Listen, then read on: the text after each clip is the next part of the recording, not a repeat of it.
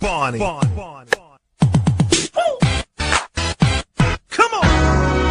Here we go, yo. Barney. Come on. Barney is a dinosaur from our imagination. And when he's tall, he's what we call a dinosaur sensation.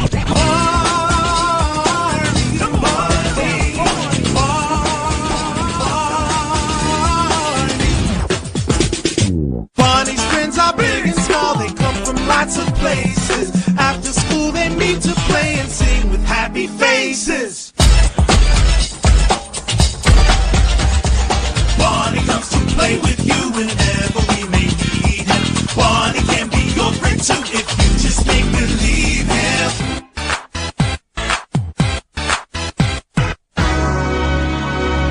Barney.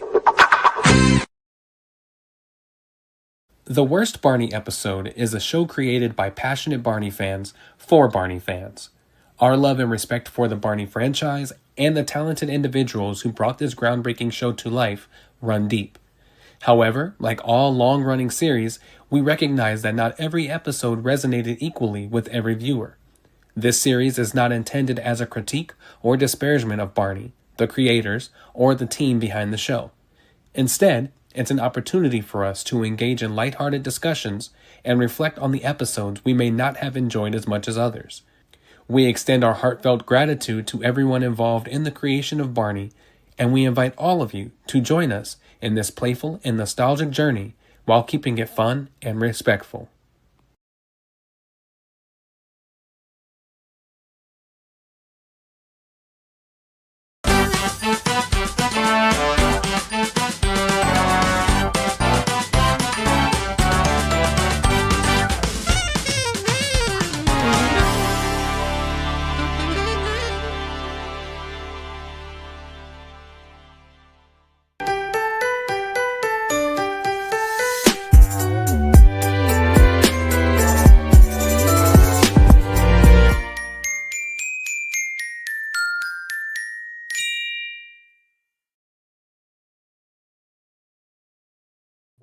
What's up, everybody? This is my baby Bop puppet. Welcome to the Worst Barney Episode. This is part 12? We're on season 11 now. We're almost at the end. We've been doing this since I think July, and after this one, we only got 2 more seasons to go. So thank you guys for sticking around with us, for tuning in every other week or when we do these things.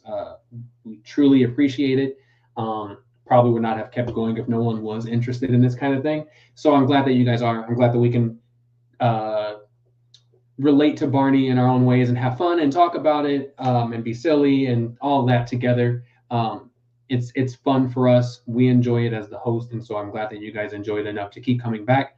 But welcome. Let's see who's in the chat with us right now. If you're here, say something. Say hello. We're only live on my YouTube today. But yeah, say hi. Morgan, what's up? Let's see. Who else is here? Big Purple 88 says, hey, friends. It's always going to be, you beat Kalen to it, so hopefully he doesn't have to do that now. Sonic Hawk says, hey, everybody. What's up? Meow says, I hit 30 in 5 months. Good luck. You're almost old now. Grace says, hi, Kerron. Hello.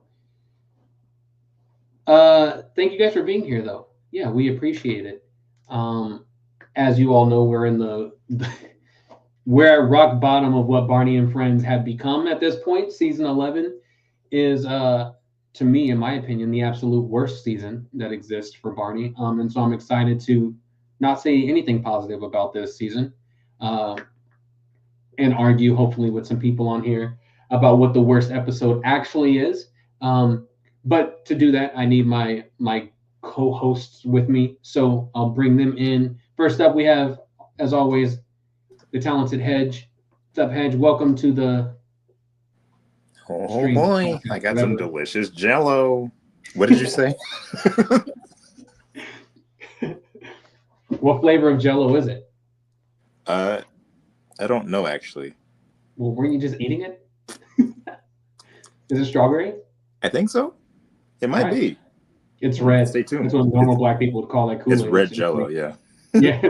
Give me the red one. Jello is that? It's red. Yeah, you got lime, banana, cherry, and blue. Yeah. Welcome in, man. Welcome in.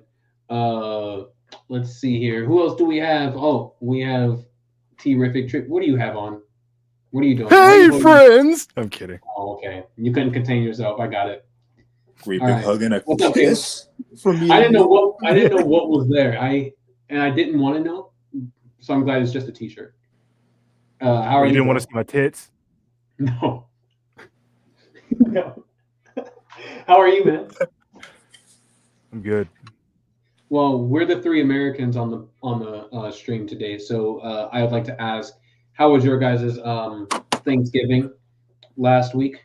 Was it last week? It was giving. Giving what? What was it? Yeah. I hate that statement so much. Me too. Give me what? What is it giving? Please tell us. But no, how was it, guys? How was it for you guys? It was giving. Mine was fine. Very, very standard. We usually her parents live in another state, so we go to my parents and then we drive to the other state and then we drive back here. So it's a bit of driving, but it was fun. It was a nice little gathering. Yeah, same with me. I went back home for about 2 days and then came right back. I had a death in the family, but you know. Oh yeah, that's right. Your grandma, right? Great grandma. How's the family doing?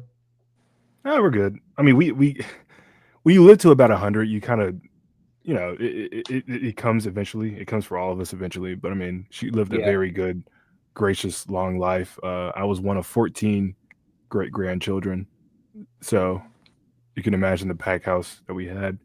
Yeah, for sure. Yeah. Man, dude, 100's good though. Yeah. Like that like you said, that's a long life. So that's good. Yeah. Yeah, mine was good too. We like growing up, our family used to have massive get-togethers for every holiday. And as people passed away, my grandpa, then my aunt, and then my great aunt, and then my mom, and it's like now everyone's just isolated and doing their own things. And so this year, my grandma was sick with a cold, so she didn't come over like she does. And we just kind of stayed home with just a little family and just kind of did our thing, which was a change. But it was all right. It was not super eventful, which was also nice. But these time of the years, I used to love Christmas and the holiday season, and now it's just like every time they come around, it's just one of those things. It's that damn daylight savings. I think that's also part of it. That just hampers the whole feeling of what it's supposed to be. Right. Yeah. Like I had an off day today. Woke up at around like 10. By the time I was like ready to get up and like go to the store to get some stuff and then come back, it was like already like dusk. Yep. So, yeah. I think you really need to get rid of that. But. For sure. All right. Well, let's move it along. Let's bring in our other co-host, as always, the wonderful Emmy. Welcome, Emmy. Hey. How are you? Good. I'm sorry to hear that Christmas and Thanksgiving is not going to be as fun as it usually is. But I'm doing okay, and I'm going to see my parents interstate next week. So the next time we do the stream, I'll be in a dark room with a little light above me. Yeah. So I'm gonna try and rectify that though. I'm gonna try and see if I can get like a better light. For sure. And I guess I should have asked this beforehand. I just assumed, do you guys celebrate at Thanksgiving, or when does that, if you do, when does that happen? No, we don't. It's actually quite funny because I belong to Toastmasters, which is an American organization, but it has clubs across the world. Yeah. But the funny thing is, one of the members came in, and for table topics, which is like impromptu speeches, the theme was Thanksgiving, and I was sitting there thinking, what? Yeah. It was so confusing. I don't know why they chose that topic, but yeah, it's just a Christmas for us, really. Oh, I got you. Cool. we're not a history well, not American history podcast. But the whole idea of Thanksgiving and the reason why we have it is like most American holidays ridiculous in anyway. I just like the food, so it's like whatever else happens. Just give me food. Thanksgiving, one of my favorite holidays of all time. They're all saying it. People, they're all talking. They're all saying it. They said this is the best Thanksgiving ever. I think we've said it before too, but like you're gonna do it again at Christmas anyway. A lot of the time, more often than not, right? Christmas dinner the same Thanksgiving dinner. It's the exact same dinner and everything. Like there's nothing special about it other than now you have gifts. Yeah, Thanksgiving is just Christmas the prequel. Yeah. Oh man. All right. Except instead of never mind. I'm not gonna say that. I was gonna talk about people. Never mind. Let's move on. So we have a guest with us today. You've seen them before here on the podcast. I think this is the third time, maybe the third time. I think, yeah. So of course, I don't really have to introduce them much, but it's Jen. One knows Jen. Welcome to the podcast. I was going to make a comment about Kalen showing his tits on stream, but that was a long time ago. Nobody would know what I'm talking about. That was a long time ago. Anybody want to see my tits on stream? Maybe I ought to start at OnlyFans. It'd be more dignified than the fucking shit Mattel's making me do. Anyway. Oh man, you start at OnlyFans, you'll be in competition with Santa Claus. The guy who plays Santa Claus. You guys know what I'm talking about, right? Pop Which Rocks? one? No. Pop Rocks. Oh. Yeah. Oh, okay. I thought you were going to say like Tim Allen. I was like, what? No. Tim Allen has an OnlyFans? No thanks. That's a hard pass for me. I mean, it's just called improvement. Horror story. Really? Okay. Interesting. Never again. All right. Yeah. So welcome everybody. Like I was telling them, and you guys already know, we're here on season 11, but we're almost at the end of like what this journey was supposed to be. At least analyzing the seasons as far as that goes. So, Jen offered a suggestion to me, and I think it's a good idea. We're going to do it with the next stream. There's only 10 episodes of season 12 and season 13. We're going to combine those two into just one stream, just like we and just give an option for season 12 and season 13 to fill in those two spots. So after this one, we just have one more stream left before we have finished all of the seasons and things like that. So just to reflect on what we've done so far, it's been a few months. Like, how has this journey been for you guys? Like, are you enjoying it, or is it like, are you? Yeah, Emmy, are you enjoying it? Are you enjoying it, Emmy? Are you enjoying it? Sometimes I briefly consider, if it's worth staying alive. But staying alive. Oh, Emmy, that's not a very good attitude. Well, but also, Emmy, you're not. That's not anything to do with this stream specific. Right? No. It's the no. Yeah. Oh, she said yes. No. Of course. It's things, but not this stream. Hopefully, has not been your 13th reason. I would hope. No. Okay. Hearing certain voices on loop for 20 plus episodes, that could very well be my 13th reason. But what are you talking about? Do you think we would have been able to tolerate Bob West in this era of Barney, like 40 episodes of a season? I think so. I personally, I think so. He would have been the one to save the series. I think. No. I don't think he would have saved it. No. I don't even know what it would sound like at this point. Me neither. Bob but reading some of these scripts. I don't think if Bob was a part of this show to this point, we would have gotten past this point. I think Bob would have been like, fuck this. And just like been done with it. Like there's no way he would have wrote it out like the rest of the people did. But also, Emmy, how much would it cost me to send Bob one of the scripts and have him read it? Oh, you may actually have to DM him for that. We may actually have to. I want to send him We're like in I don't know. Egypt. I want to send him, oh, BJ, you really should tell the truth. And just like, how would he even deliver that?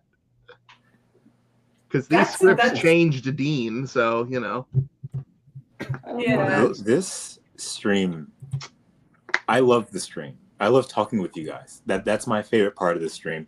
Yeah. And I think I said early, well, everyone knows this anyway, but like originally I had only seen seasons 1 through 6 and just little clips from that. I hadn't really seen anything hit entertainment. So I was really excited to get to hit entertainment on the stream because I didn't know anything. I only knew what people said about it. Oh, it's trash. Oh, it's this, that, and the third. And it's really interesting because going through it all the way through, seasons 1 through where we're at now, it really illustrated to me just how much Barney I didn't know and how much of Barney I didn't like. Yeah. Because it's not all bad, but I'd be lying if I said it was anything close to being all good. There is a definite difference between the beginning of Hit and this. Yeah. I would say even season 10 in this. Like season 10, because you still had the Steve Wrights, there were still some great things in there. This season, all of that went out the window. Season 10 is the start of the conflict story mandate. It's the start of the shorter episodes. It's riff and all of that stuff. They're still dealing in Barney style early childhood themes are still the basis of it. It's just now the writers have to fit them into these conflict driven storylines. This is just like, okay, throw all that out the window. Everything that worked, just toss it out. We're just gonna lean completely into the conflict driven story thing. So that's what you've got here. Yeah. And it's bad. It's terrible. Pretty bad. Before we get into that, Kaylin, what about you? How have you, looking back on this journey of what we've been doing, how are you feeling about it? I hate it. I'm kidding. Yeah. No. I've enjoyed listening to all of your opinions every 2 weeks. I feel like doing this has brought us closer to knowing who each and every one of us are. Not personally, but like, knowing you guys, I should say, more or less than me. That sounded weird. But yeah, I've enjoyed this. I would like to do this in a similar fashion, in a different sort of way. If we could find like another subject, you know what I mean? But for now, I've enjoyed what we've done for the past. When did we start this? July, I think. July? No. Oh my. 2017. It was June. It was June. I remember because I was in London. I was in London when you were doing season 1, and I couldn't. Oh, I was on a plane when you did season 1, so that was June. That was the end of June, so it would have been June. Okay. When we started. You might be right. I'm gonna look because I don't remember. Initially we were gonna do it once a month, and I think the first 2 episodes were like a month apart. And then we were like, man, this is too long. We should do like make it shorter. Yeah. I don't know. We'll look and see. But no, I think you're right too, Kaylin. Like, with this, it's been cool because to me, I feel like we've created another like subgroup of Barney fans, right? Like not just us, but like the people who tune in each time. Because for the first time, we were able to talk about Barney and more than just like, oh, it's the best show that ever exists. Like we can actually talk about the things that are wrong with it and actually like be candid about what it actually is, while still loving it. Not every fan can do that. And so like everyone who keeps tuning in with us also, I think we've created a very specific version of a Barney group where we're able to do that and understand that we're all joking and we're just having fun, but it's enjoyable at the same time. So yeah, but at the same time, it has also just been extremely long and draining to watch all these episodes and listen to in such quick this stuff over and over again. But I think Hedge said this in our group chat the other day. Like this stream now, especially since we got to like season, like where we're at now in the world of Barney and Friends, it's very much became we just look forward to talking to each other. Like, damn the seasons. Like, we know they're bad. We just want to hear what each other has to say about them. And so, like, I think that's cool. We started this in May, by the way, May 31st. So right beginning of June, whatever. So yeah, it's been a long time. Yeah, that's crazy. I wonder how long a compilation of all of these episodes together would be. That would be good. Like, go to sleep audio. Yeah, just have a back to back, just like a 20-hour long, yeah, live stream all the way through. That's what we do. Maybe I'll just start doing that every day, 24-hour. Looking at each other. These streams. Yeah. Yes. Yeah. Oh, okay, I thought you meant the. Some all the parts where we're screaming at each other. You can calculate that. No. You want to follow the riff? I mean, I guess all you have to do is go watch the Barney YouTube channel. Yeah, there you go. That's all it is. Them poor editors have to sit through they don't sit through it, but like they have to come up with different scenarios and compilations every other day. Best Christmas songs, Mr. Sun. Wheels on the Bus. I posted it in one of the chats where they uploaded recently. It was like best classic episodes from Barney, and it was all just the hit entertainment. And I'm like, are you kidding me? Yeah. In what world? Yeah, there is currently a best of Barney from Barney's World compilation of all 10 episodes that are currently available. Is there? Yep. I couldn't find it when you said that existed. What? Where is it? It's on Cartoonito. It's on Cartoonito. Okay. It's just all on YouTube? It has a terrible promo image of him like doing one of those. Are you serious? Oh yeah, like the one from the trailer or whatever. Yeah. An awful render. Rocking with Dan says the big question is: would you rather have Dean doing all of these complex storylines or the current voice Corey? I would say Dean, absolutely, and I only say Dean absolutely because Corey has not been given an ounce of a fighting chance to really be able to voice Barney. So none of his stuff sounds great because he's put into a box of creativity, to where I can't say for a fact he would be better than Dean in this because we've heard Dean as Barney with all the rails off and just doing the character, right? Yeah. Whereas Corey is very restricted, it seems, into being very specifically sounding and acting as this character that doesn't really feel real anymore. So I couldn't. All of this work is making me hungry. I think the issue with Corey is not even anything to do with him. It feels like he's not given proper direction on how, what I mean. On how to say things or like even what's going on in the scene. So you get a clip of Barney saying something and it doesn't look like the emotion is matching on either part. So it's weird. And I mean, proper direction, but also even just the option to be creative with it. It seems like, because we've heard him do his Barney voice, like on the podcast when he does Spots of Love, we heard it. He's done it on his own like social medias at certain points that wasn't a Mattel specific thing. It seems like they're also hindering his ability to be creative with the character. Same thing with whoever is in the suit.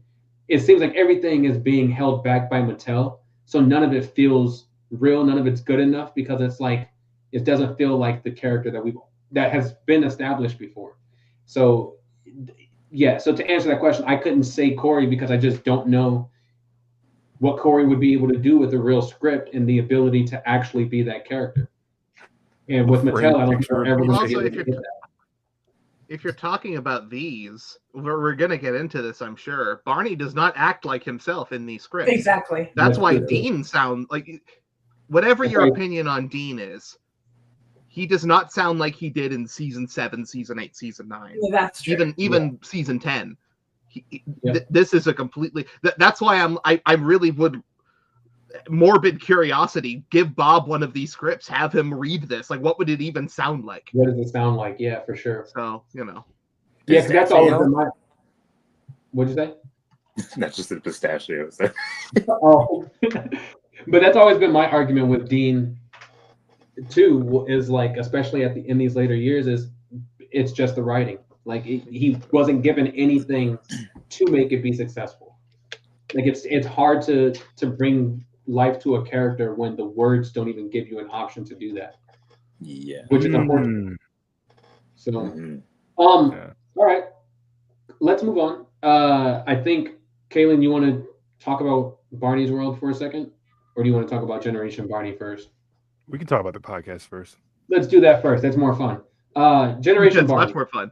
It's much more fun. Generation Barney, are you guys all caught up with the episodes and stuff? Yeah. I'm not. But I don't. Spoilers, whatever. I'm gonna listen to it eventually. Well, so this past episode, if people aren't familiar with Generation Barney, it's a podcast that's been done by Connecticut Public Television, who was responsible for bringing Barney to PBS and launching him globally. Or I think it's just Connecticut Public now. Connecticut Public, yeah. But they started a podcast, Generation Barney, and it's focused on all about Barney and the history of Barney and the ins and outs and how television shaped us as children. So they're interviewing Barney fans, people who worked on the show, people who didn't work on the show, but who have experience in children's media or those kind of things, and just talking about a wide array of topics. This recent episode was, it featured Brandon Smith, it featured Sedwan Hooks, Sebastiano Ricci, and then who's the other guy? Because I don't know him. What's his name? Do you guys remember? The other puppeteer. Is it Bradley? Bradley Freeman Jr. Bradley. Yeah. Okay. Yeah. So it's a group of friends that we all know from the Barney fan community and things like that, but they're also professional puppeteers now. And so a lot of it is talking about how Barney had an impact on them and got them into wanting to do what they do now, and how because of that and because of Now Sesame Street, they've been able to be put together in this great group of friends who share a lot of these things in common, Barney being one of the main things. To me, I thought it was a great episode. It's cool hearing the backstory of how those guys met and became friends. Mark Tourette is also one of their friends, who is kind of in their circle, in their group of puppeteers and friends and things like that. So it's cool to hear like their stories. I've heard like the backstories or important or favorite stories from like Jeff Street about like Eugen and Drew and the moments you guys have been able to share because of Barney. And Hedge and Kaylin and I talk all the time outside of this and outside of you guys about Barney, and like it's just cool to see so many of us finding people who are just like us and sharing these common interests and just being able to create create friendships and lifelong friendships with it. So that's what I enjoyed the most about listening to their stories. What are you guys who have heard it so far? What are your thoughts about either that episode specifically or the podcast and how it's been going so far? Because I've listened to all the episodes so far. I think it's really great so far. I think it's got like a really even-handed approach to just discussing Barney with the love and the care and the sensitivity that really should have been afforded by Tommy Avalone on I Love You, You Hate Me. I think what really helps, Kaylin was involved with that one, but Kaylin got paid off, so you can't really trust him. Yeah. But I think what really helps is that the host of this podcast was a Barney fan, and she grew up with the show. And I think it also helps that, now that, this particular podcast is being handled by particularly, women who grew up with the show, because they have a different perspective. So they have that, perspective to give. One thing I would really like to see more of, and I think more is going to be touched on in the 7th episode, so next episode, is like more production aspects, because I feel like, they've touched on they've gone into Dino Sync, they've gone into everything Jess Nelson did for the show in terms of production design, things like that. And I think next episode they talk to Bob Singleton and talk about the music and stuff like that. But I really would love to see, more production and more behind the scenes, talking about the stuff that happened with what's her name, Kathy Parker, and why she why she buggered off, and it's stuff like that. But I get that it's not the main focus of the show, because they do want to make it easily accessible to an audience that may not be familiar with the stuff that we're familiar with.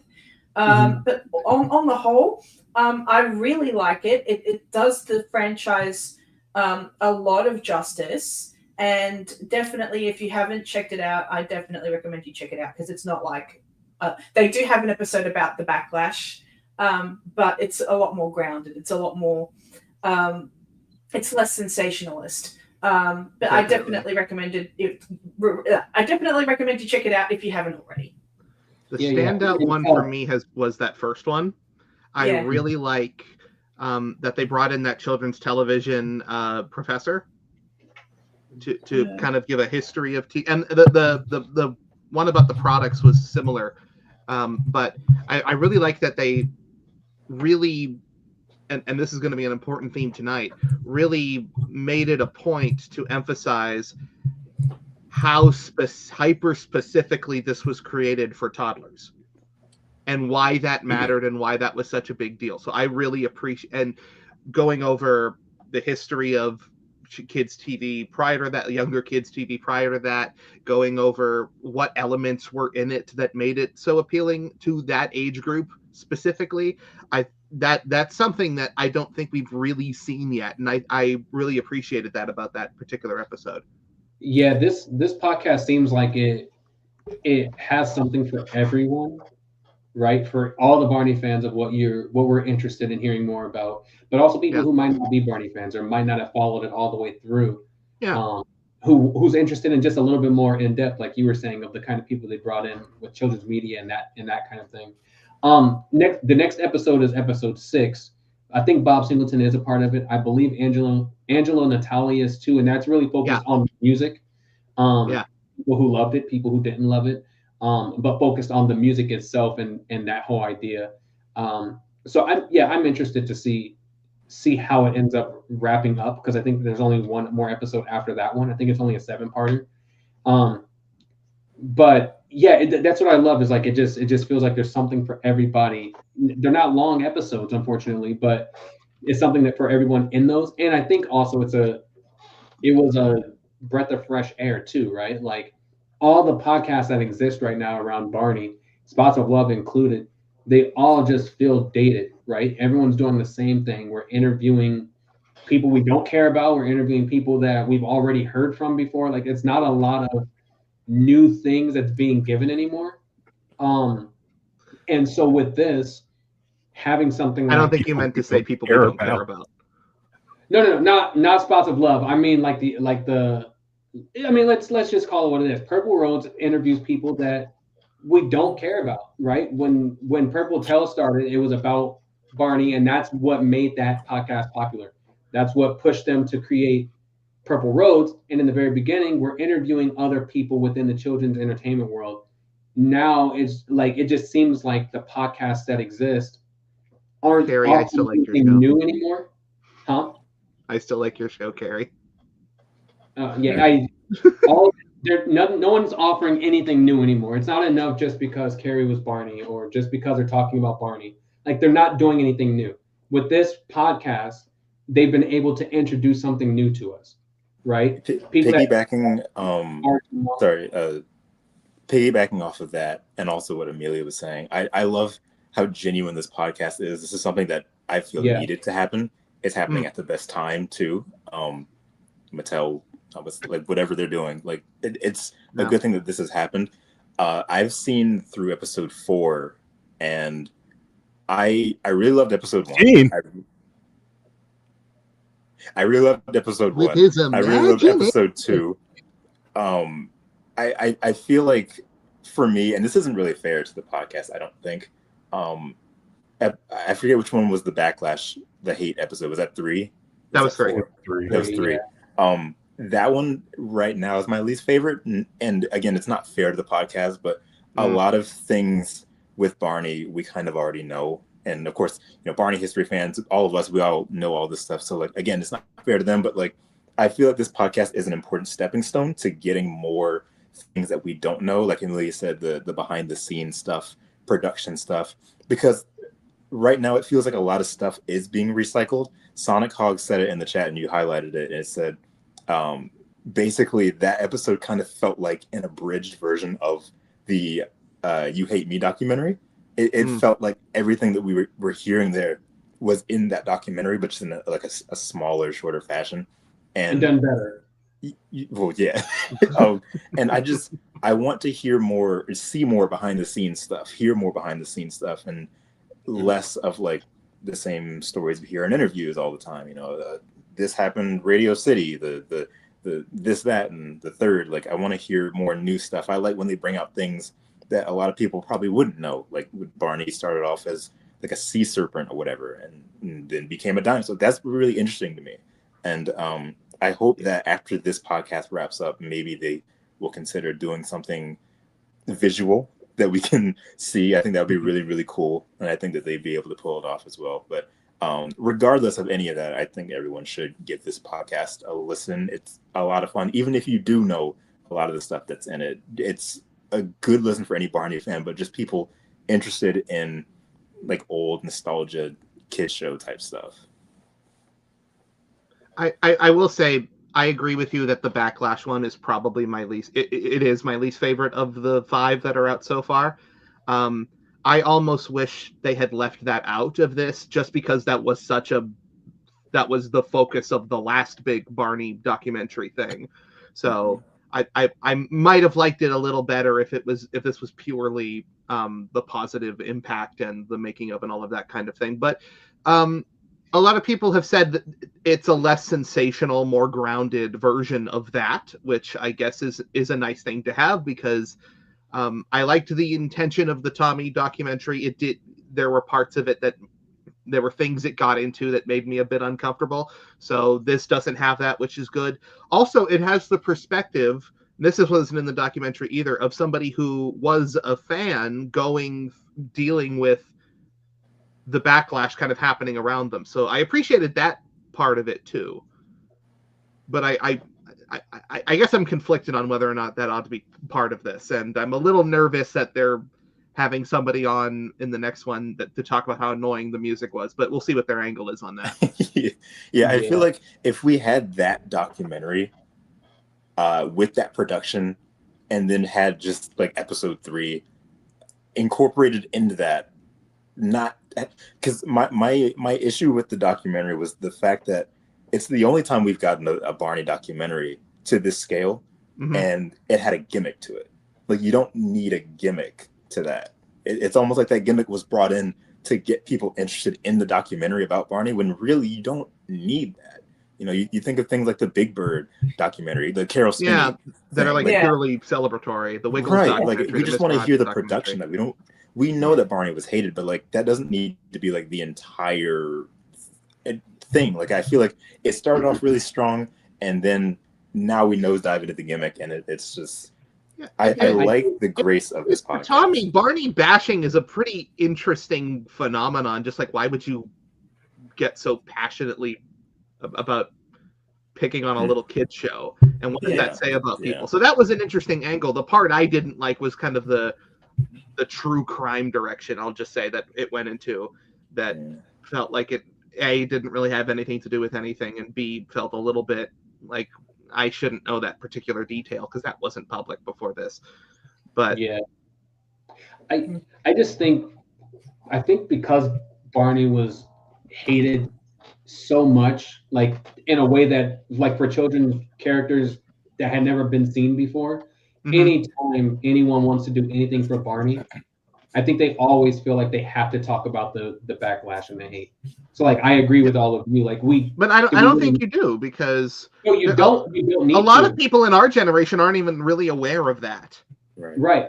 No, because they probably knew it before. I don't think you need to. What I'm saying is the people who are behind these podcasts and the documentary, anytime someone who they feel like they have to talk about it, and you don't, but it just has become, you know, like the yin to the yang. If we're going to talk about how much Barney was loved, we have to talk about how much people hated him. Yeah, and it just seems like it's always that hand in hand thing, even though it doesn't happen. And that, I think, is a byproduct of when you have someone that wants to do a project on something that they're not really connected to. Like that's always going to happen. Like if we were to do a Barney documentary, of course we would probably have that in there, but that wouldn't be the main focus. You know, that wouldn't be like something that we need to delve into. It's something you can. Something It might you be can a address. line or two if we Right, but like it wouldn't be like the over-encompassing thing because that's not what the character was. So Yeah. it shouldn't even really, it's that kind of thing. For sure. All in all, it's a really good podcast, and it's put on very well. The production is great. So if you haven't listened to it yet, I think it's available anywhere you can get your podcast. It's even available on Connecticut Public's website, which is ctpublic.org. So you have many ways that you can listen to it. So yeah, check it out if you haven't already. Episode 6 comes out on Tuesday, I believe. So yeah. Kaylin, you want to talk about your show? What? Barney's World. Barney's World. Hey, friends. Okay. Ugh. I do that. Stop doing that. I'm sick of you doing it. I will fly to Omaha and say mean things about you and leave. Please do. And I want you guys to come visit. It'll be nice. Why didn't you get to talk about the podcast? Oh yeah, what do you think about the podcast? It's good. Anyway, I agree. So I know a lot of people, and by a lot I mean some people, are angry that there haven't been any new episodes of the new show. Excuse me, I'm talking. Thank you. This could be for a number of reasons. I feel like they're stalling because some of these are just not completely finished. And by all means, I get it. Like, it's hard to render animation, consistently. But as we were told today, we will be getting new episodes in the beginning of next year. Should I read off the titles? Yes. Yeah, go for it. Okay, Save the Garden, Dances with Goblins, Missing Mel, the Castaway Crew, Drawing Attention, Worth the Wait, The Big Spill, Nature Chat, the Great Grateful Scavenger Hunt, and David the Hero. And live in New York City. The Grateful Scavenger Hunt. Mm-hmm. When Mel is in a bad mood, and when is she not? She has a hard time finding happy things. Barney's magical treasure hunt leads Mel to discover that focusing on the things that she is grateful for can make her feel better. She is the last person to feel grateful about anything. And this comes after she breaks her arm too. So just like you're not even like you just have no sense of whatever. Yeah. So June. I say January 13th. We could probably expect those because they are dropping them by 5s on Max. If we have a date for episode 16 or whatever, which is January 3rd, I would assume we'll just on the week before. The next 5 say January 1st. Is that a Friday? Or No. But what's the whole date? Doesn't it say 1970? Yes. Yeah. So January 1st. in order to watch these episodes, we need to go back in time. Yeah. In order to see those, you have to go back when there was no streaming. There was no Cartoon Network. It was just radio. Yeah. Should we talk about the book? Go ahead if you want to. Go ahead, Hedge. You want to say something really bad? No, okay. I mean, you're back. The other day. We're about to talk about the book. I haven't personally seen the book. I've seen pictures of people with the book. I haven't seen it myself. The artwork looks cool, but it's the most generic book you can create, just putting song lyrics on a page. Yeah, it's par for the course, I guess. Like whatever. But yeah, no, it makes sense.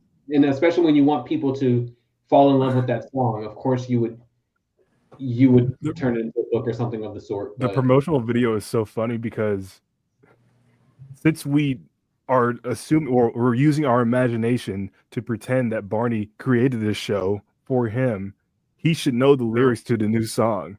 But as he's reading it, I got unreasonably angry when that first clip came out. They could be anything. Classic Barney going to the shelf and picking up that book. I'm like, no, those worlds do not collide. And now I just refuse. If he's around Barney's world stuff, no, I'm not going to watch it. I haven't seen any of those new ones.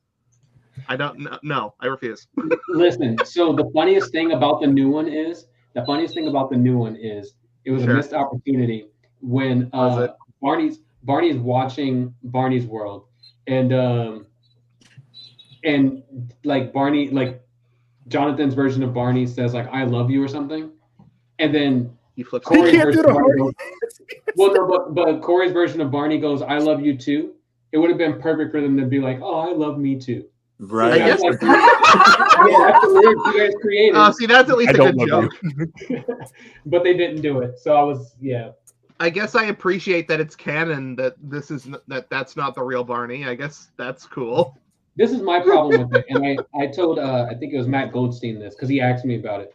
My problem with this whole thing is I can look at this and go, okay, Mattel, a multi-billion-dollar corporation, would handle this franchise terribly. That makes sense, right? But now when you want us to believe that Barney himself is the creator of this new show, it has a bunch of questions for me. Why would he destroy his own personal look? Why would he leave out Kerron's friend? OnlyFans.com/Barney Let him talk. Dinosaur. Let him talk. Let him cook. You know what I mean? Like that's what I mean. Like why would Barney make those decisions? It makes no sense. A corporation making those, it makes sense. But yeah, I hate it. I also hate that they're making the costume sit down. Like he's always at a desk. Or he's always like at a conference room.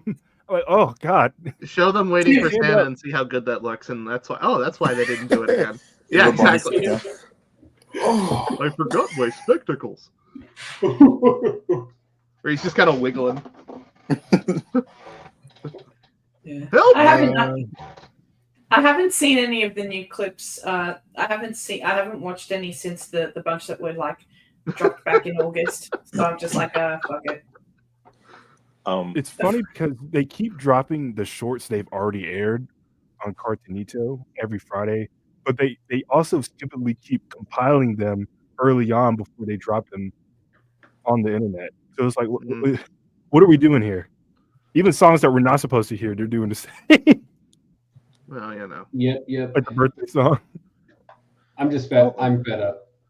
On the subject of Mattel, the Barney Instagram posted 2 hours ago. They're doing the Spotify rap thing. It's Barney Rapped 2024, and he says, "I Love You was the soundtrack of my year." Sing it for 1,200 minutes, not the new one, the old one. Yeah. But that's I was going to comment that. I was like, are you talking about the new one or the old which one? Like, is it the good one or the bad one? Because they refer to this one as "I Love You Too," even though it's not "I Love You." It's "I Love You, I Love Me Too." Right. Like, it's a completely different song and name. It's not the same song. And he says, "What a stupendous year! I couldn't have done it without you. Let's keep the Dino vibes rolling into 2025." Barney and the Backyard Gang and Barney and Friends were originally developed by Cheryl Leach Cathy. That illegal blurb is so funny. Well, it's funny because they put ellipses before that, so it's like Barney is actually saying that. They didn't separate it like they normally do. So Wait, I'm gonna check this out. It's on Instagram, right? Yes, it's the official Barney. I'm so sick. This is the saddest thing I've ever Barney seen. in the Backyard Gang. It's such a stupid idea. It's so dumb. All right, you guys want to talk about season 11? Well, we're already sad. We might as We're well. already depressed about everything. My imagination, it could be terrific. It could be anything you choose. Okay, let's talk about season 11. We know that it's the worst season. It's terrible. It's been replaced with a bunch of people from Hollywood who know nothing about the show, an executive producer who knows nothing about the show. Sound familiar? Yeah. Terrible acting or terrible writing choices for these established characters that are the dinosaurs. But we do get the kids back into the episodes again, and they're playing more of a significant part than they did in season 10, which I think is the only good thing about this season. Having them back on the screen with the dinos for most of it, not all of it, but for most of it. From here on, Yeah, this is rock bottom. I will Yes. say from here on, there are tiny little improvements, and by improvements, I mean digressions back to maybe things they might have been doing before, like having the kids around next Yep, season, Barney the coming episode home. length. They never fix the real problem, which is this weird conflict-driven storyline thing. But, you know, it's nice that the kids are back. It's nice that he's coming to life from the doll again. You know? Yeah. Twice in an episode, Take right after the intro. Not Yep. even 10 seconds after the intro. Well, you know. They already shot that intro. They got to use it. Yeah. All right. So we know these things. Let's see what I feel like I've neglected this chat over here. Let's see what some of them are saying, if anything, about this. Bop Till You Drop is a basic answer. Anyone who says that is wrong. Sonic Hog says, bring out the stiffest drink you have. I should. Well, this isn't that. That you out there, Mike? Brought to you by Powerade. The worst episode of season 11, at the very least, the entire series as a whole to me is the magic words. Okay. But really, my picks are the magic words and the big garden. Okay. Jen? Go ahead. You go first. What are your two choices? So, full disclosure, I did not watch the entire season for this. I don't blame you. Because I've done that in the recent past, and actually last year I watched every riff. I don't even know why I did this, but I watched every riff episode and I took notes and I graded them. So I have pretty detailed notes. So what I did with this was I took what is, according to my notes, the bottom 10. I ended up watching 12. Because there were two as I was going through the season. I'm like, oh, I don't like that one either, so I'll watch it. But I added to my notes when I felt I needed to, but I only had to do that on, it looks like 4 of them. So those, I trust those notes. But anyway, I'm prepared to talk about any of these 12. So do you want to do you guys want to go first so I don't end up overlapping, or do you want me to give my honest answer? On 12 of them? No, I have 12 that I'm ready to talk about. So if you guys want to go first, so there's no overlap and we can make this bashing real nice and thorough, we can do that. Or I can give you my actual 2, but then there's the risk of overlap. No, you can give your actual 2, and then as we just continue talking, we'll have more time at the end for when people voting. If we don't get to someone's, that we can also talk about too. Okay, do I give you my very worst one or my second worst one first? Whichever order you want to, they both go on the list. Okie dokie. Let me get to the notes for the Emperor's Contest. And Emmy can help me out. That was going to be one of my 2 too, so we can. Yeah. Okay, so why? That's the best one. A few different things. Number 1, the theme is entirely inappropriate because it's a lesson in honesty. And if you are, okay, we're working with, if we're talking about Barney's world, it's a different situation. But if we're talking about Barney and Friends, are we assuming it's for the same demographic that season 1, 2, 3 were for? Yep. Okay. If you, so 2 and 3-year-olds primarily is what Barney and Friends was for. Kids at that age cannot lie. They don't have the, not maliciously or intentionally, they don't have the cognitive ability to do that. What they might do if, say, they want another cookie and they've already had a cookie, they might say, I haven't had a cookie, I want a cookie, because they think that saying it makes it true. They're not thinking, oh, I have had another cookie, but I'm going to say I didn't so that as a trick. They're not thinking that way. They're just thinking, if I say this, it literally is true. So this storyline of withholding information for the purpose of winning a contest or something, it's not age appropriate. It's not something they can relate to. Also, we get some good old-fashioned racism in this one, where you've got people doing what I can only describe as, you ever seen Lady and the Tramp and those two cats come out? Yep. Basically that. You've got BJ, voiced by the very white lady Patty Wirtz, doing an accent, let's call it. You have people shuffling like this. It's very uncomfortable. The moment Barney said, or whoever said, that reminds me of a story, and I saw them Chinese lion statues in the back, I was like, and the music what are we doing here? It's so amazing how the shows that were made 15 years before this have aged so much better in terms of cultural representation and all of those things than a show from 92 has aged so much better than a show from 2007. That's so weird. Well, and part of it is because, like, the one good thing they did with season 10 is they brought and like they do in season 13, is they brought people in to represent their own culture, right? Mm-hmm. Whereas in this one, it's just a bunch of very clearly of Asian descent people trying to sound like they're, like putting those terrible accents. What kind of Chinese decorations and wardrobe do we have? The accents they make them do are so bad. Even the music had like a very stereotypical Chinese sound to it. Like I can't believe they still distribute this. Like Mattel didn't look over the YouTube channel and go, maybe we should pull that one from the YouTube, because this really is not a good look. They don't even know that it happened. You don't even know what it is. They don't even know that it happened. Well, they still upload it every day, so, you know. They're like, what? We did what? We didn't do that. If their AIs do that, I don't know. No, but yes. We didn't do that. Is absolutely a great choice. For me, I can't argue with any of the choices that any of you say, because when I look at the list of episodes, I can understand every single reason for every one of them that anyone could possibly give. Because they're just all terrible. There are some that I can enjoy. Like Little Red Rocking Hood is an all right episode. But as a whole of a season, it's just like, I can't argue against anything that you guys put up here because it makes sense.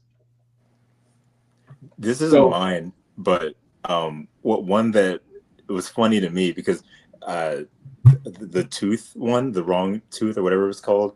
The awful tooth?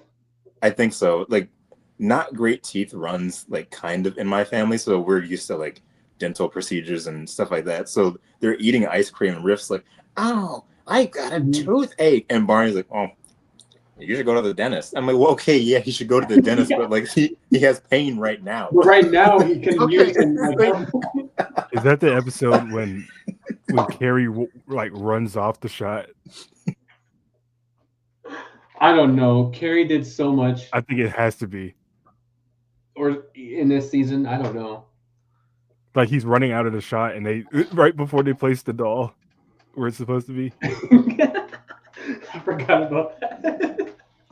Like the girls are talking like, "Oh, I can't wait to eat," and he's like jetting off. Purple Boys 15 says to answer Caitlin, it was. That's hilarious. What? To answer your question, it is the one where literally just asked the question. Oh. Sorry. Oh man. Tristan says, now I'm curious to see how racist it's absolutely available on YouTube. It's on Amazon Prime. It's literally available anywhere you want to stream it. I don't think I've ever. This was like that was the one episode where I said before I wash dishes while I'm watching that, and like it was like and it showed up and all this like Asian inspired music and people with these outfits. I had my mouth just open. There's no way they're doing this. Like, what are you doing now? What is this? It's supposed to be about fish. Bad that, like, it's so bad that you... That's the other thing. The thing that the kid is tempted to lie about is using a different kind of bait in a fishing contest. Mm-hmm. You expect a little kid, like a 2-year-old, to understand why that would make any difference? What is bait? What is fishing? Those are things you can talk about. Yeah. And it doesn't help also that they had 3 episodes about honesty in this season. Uh-huh. They had this one, they had the blame game, and then they had the whole truth. Right? Yeah. 1, 2, 3. Yeah, so it's like DJ. why All did extremely you predictable. Well, you gotta- 3? Okay, well, you got to understand this. Nope. It is always simple. Nope. It's sometimes hard to do. Nope. It's better to be They actually honest. have better It's songs better about to telling the tell truth. truth. Oh, damn. You too, Jen?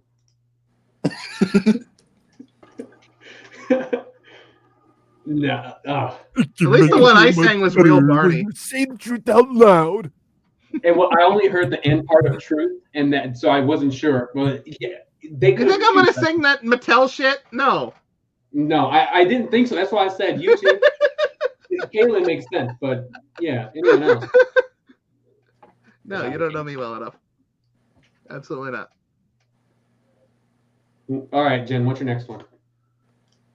Aren't we gonna let Emmy go? You haven't. You only did one. You only did one. You only gave one. I have to give 2 right off the bat. Yeah. Yeah. Oh, okay. I thought we did one bracket and then another one. Then let me pull up my notes for what is the worst episode of the entire series. Purple Dino, whatever. You can call me a basic bitch all you want. Bop Till You Drop is an abomination unto the Lord and must be extinguished from the earth. And it's not a bad episode for why everybody else whines about it. Okay, here's my. Okay, I'm gonna. Let me see. I'm just gonna read you my fucking notes. Attempted pro-social theme, taking turns choosing games / not being bossy, might be appropriate for kids at the tail end of Barney's audience, but the execution is terrible. BJ and the kids give Baby Bop a whistle and promise they'll play whatever she wants whenever she wants. That's a quote. But then they get upset when she takes them up on the offer. When the whistle breaks, everyone runs away, forsaking their promise, but Barney imparts a lesson on her instead of them. And then I added the note this time watching it. The first time that they give Baby Bop the whistle and say, anytime you want to play, blow it and we'll come. As soon as they say that, they start sneaking away. And then she blows the whistle. I would choose my like, words very wisely right there. It's like they're just trying to placate her because she lost her balloon. I'm sorry you lost your balloon, Baby Bop. They're just trying to placate her. They have no intention on actually keeping this promise. They just give her the whistle and they say, if you blow the whistle, Purple Dino, whatever. That's crazy.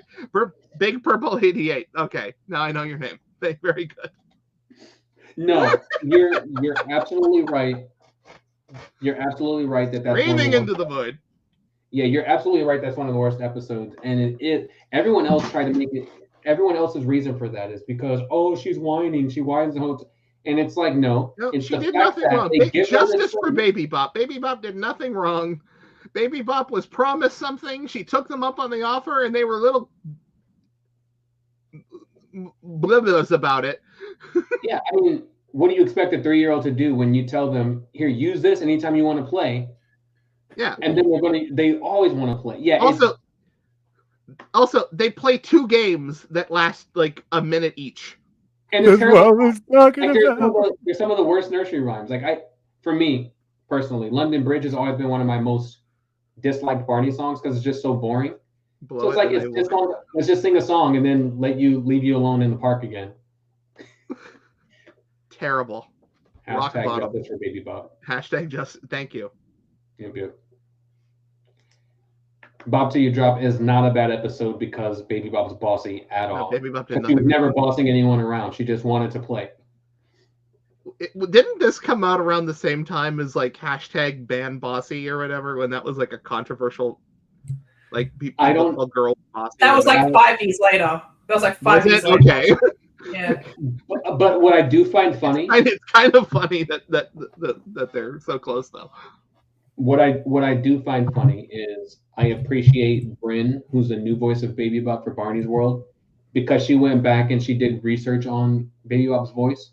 Of all episodes, what I hate of all the episodes she went back to look at, it was this one. That's unfortunate, but I do appreciate that. I did appreciate that post. Yeah, it's unfortunate, but yeah, you at least appreciate at least she's listening to Julie and trying to imitate. Yeah. Anyway, yeah, those are great. Those are great options. Emmy, I'll have you go next because you already said Emperor's Contest is one of yours. Yeah. So, what's your other option and why? I briefly want to say with the Emperor's Contest before I move into my other one. I briefly want to say with that one, it's really, and I didn't say this in the group chat, but I'll say it here. They getting Michaela Dietz, who's a Korean American and who was voicing Riff, to do one of these accents because Riff does an accent too. Wow! Do you think anybody on set went, it's truly baffling. This one is truly baffling. Yeah, it's ridiculous. I don't know if the episode the Magic Caboose it wouldn't be anywhere near. That's not one of the ones I watched, but that's got like white kids being like, we're from India, and it's like, that's unfortunate, but at least they're not doing accents. And they're just in costumes. Yeah, right? That's what you do in a stage play. That's no different. But yeah, they're not putting on these very stereotypical voices and. Well, they are doing that's bad. They're doing that. That is pretty bad. That's not their fault. That's the choreographer's fault. Miss Penny. Well, hey, now if Michael Jackson and Eddie Murphy can do it, and remember, I'm kidding. No. It's completely different. The idea that there was that huge crew and nobody said no is just very upsetting. Nobody likes to hear no. In 2007. Yeah, like and Barack Obama was just about to be voted into office. Racism wasn't solved yet. Yeah, racism wasn't solved. we elect Obama and we solve racism. That's how that works. Yeah. Yeah, we solved it by hanging pretend one from trees. Well, there you go. Anyway, the second one I had was The Whole Truth. So the one, BJ becoming lying about doing that picture. Mm-hmm. Because I really did not like that one because Sarah was in it.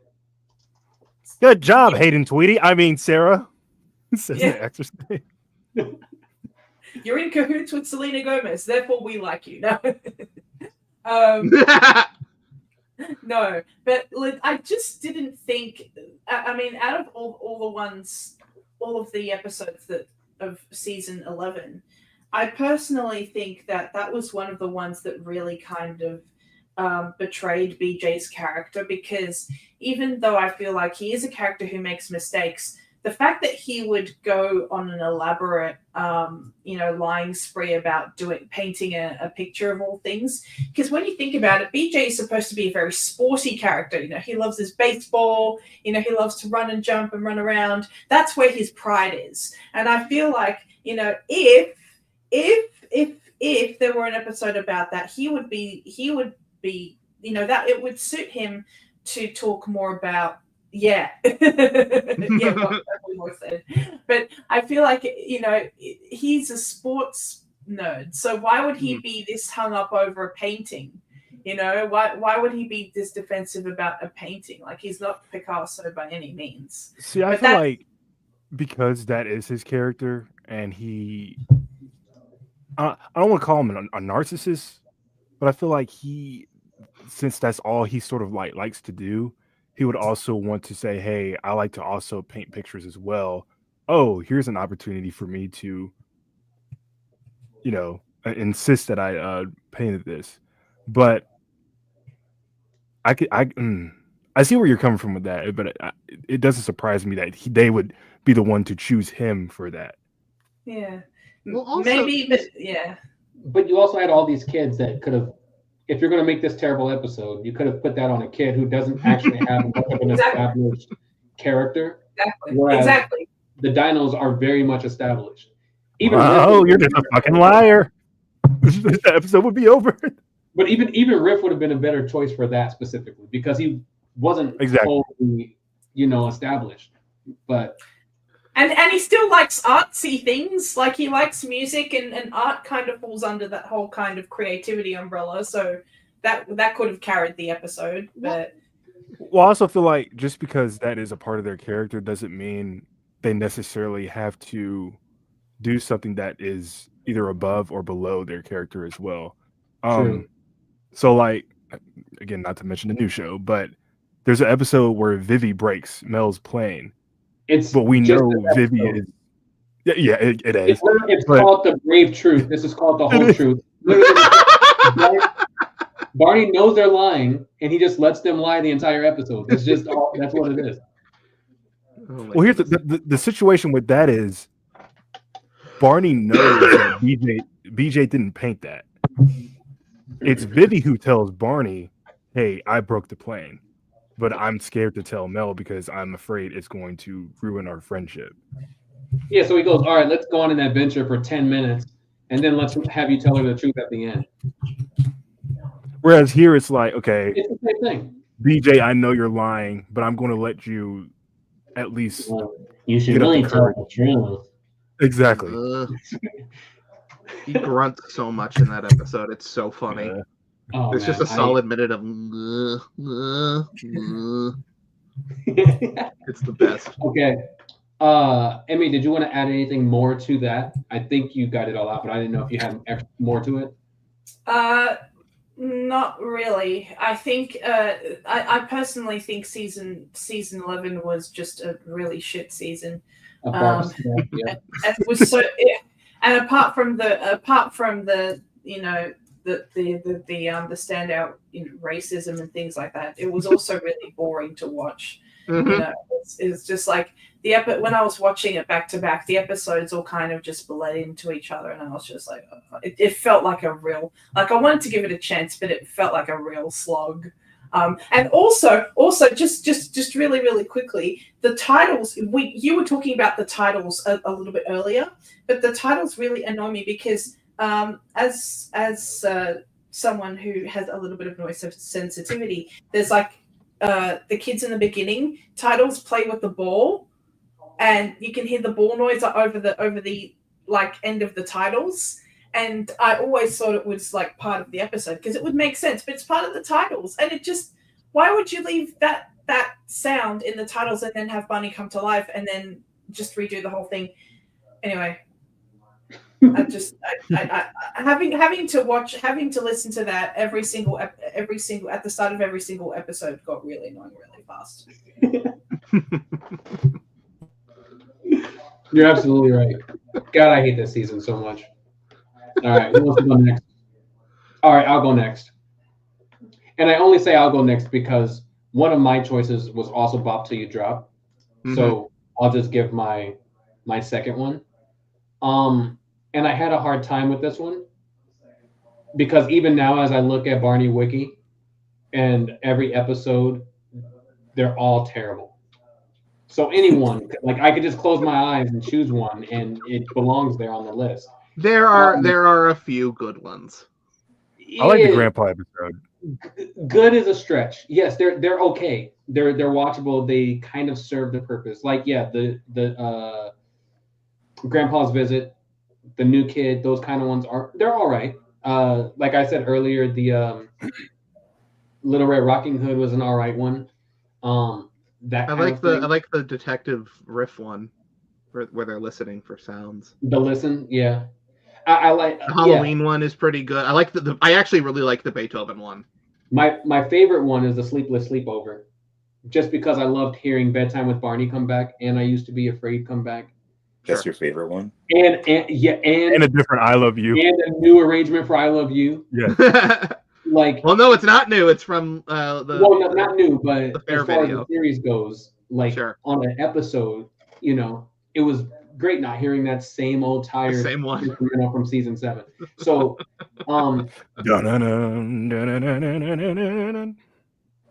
my choice is going to be the one that people tell me should not belong there, but it absolutely belongs there, and it's Pistachio. It belongs. We enjoy it because of the story behind it, which is why it's great. But it's a terrible episode when we're actually looking at. Like even Steve White wrote it to be a terrible episode, and they just went and did it. I was explaining here at the office to people about how about that choice, and even they didn't understand. They're older people who never grew up with Barney, and they were like, "Why would they make that choice?" I'm like, "That's exactly what we've been asking. Like, what?"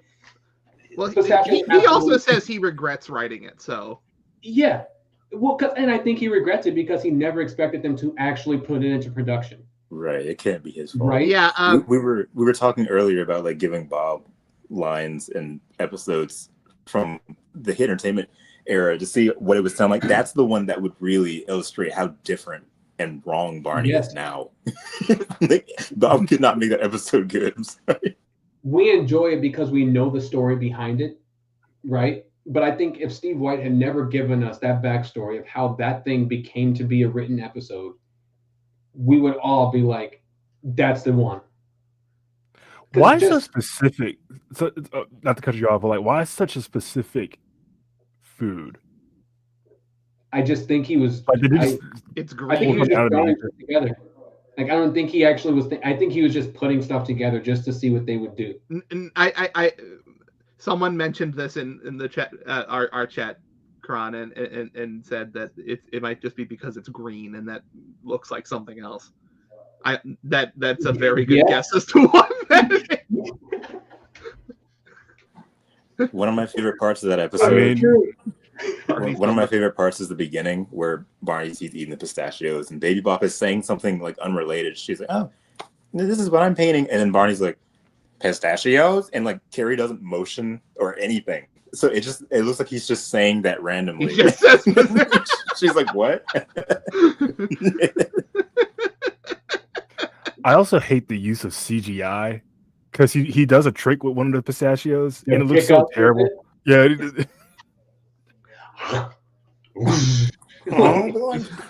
Pistachio. Yeah, no, that's absolute.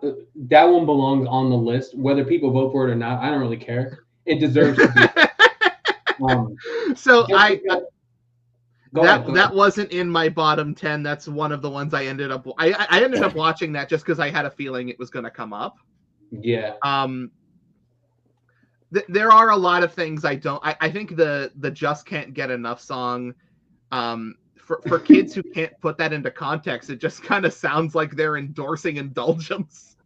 It's just like, I love overeating, I love having a gazillion toys, and it's like, that's not really a message you ought to be sending on Barney. They look so soulless when they're singing it too. Like when they start singing it, and then BJ walks up and he's just.